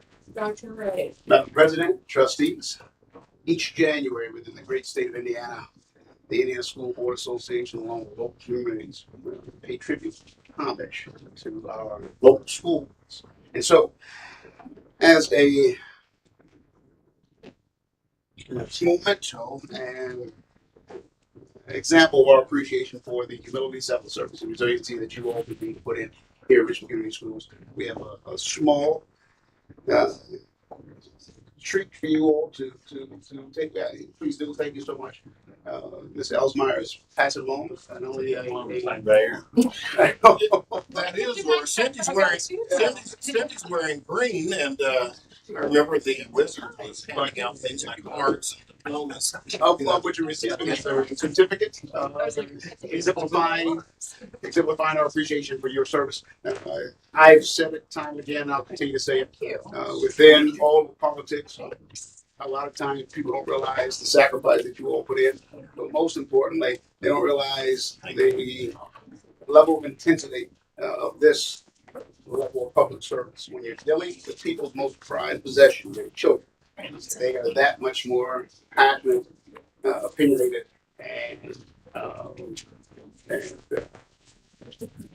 and suggestive as to how to go about things. But the leadership is much appreciated. We thank you. Please continue to do this that you've done. We appreciate it. I've already taken that trip. That's exactly what's in there. Yeah, exactly what's in there. And that's all we have. Perfect. Thank you very much. Meeting adjourned. Thank you.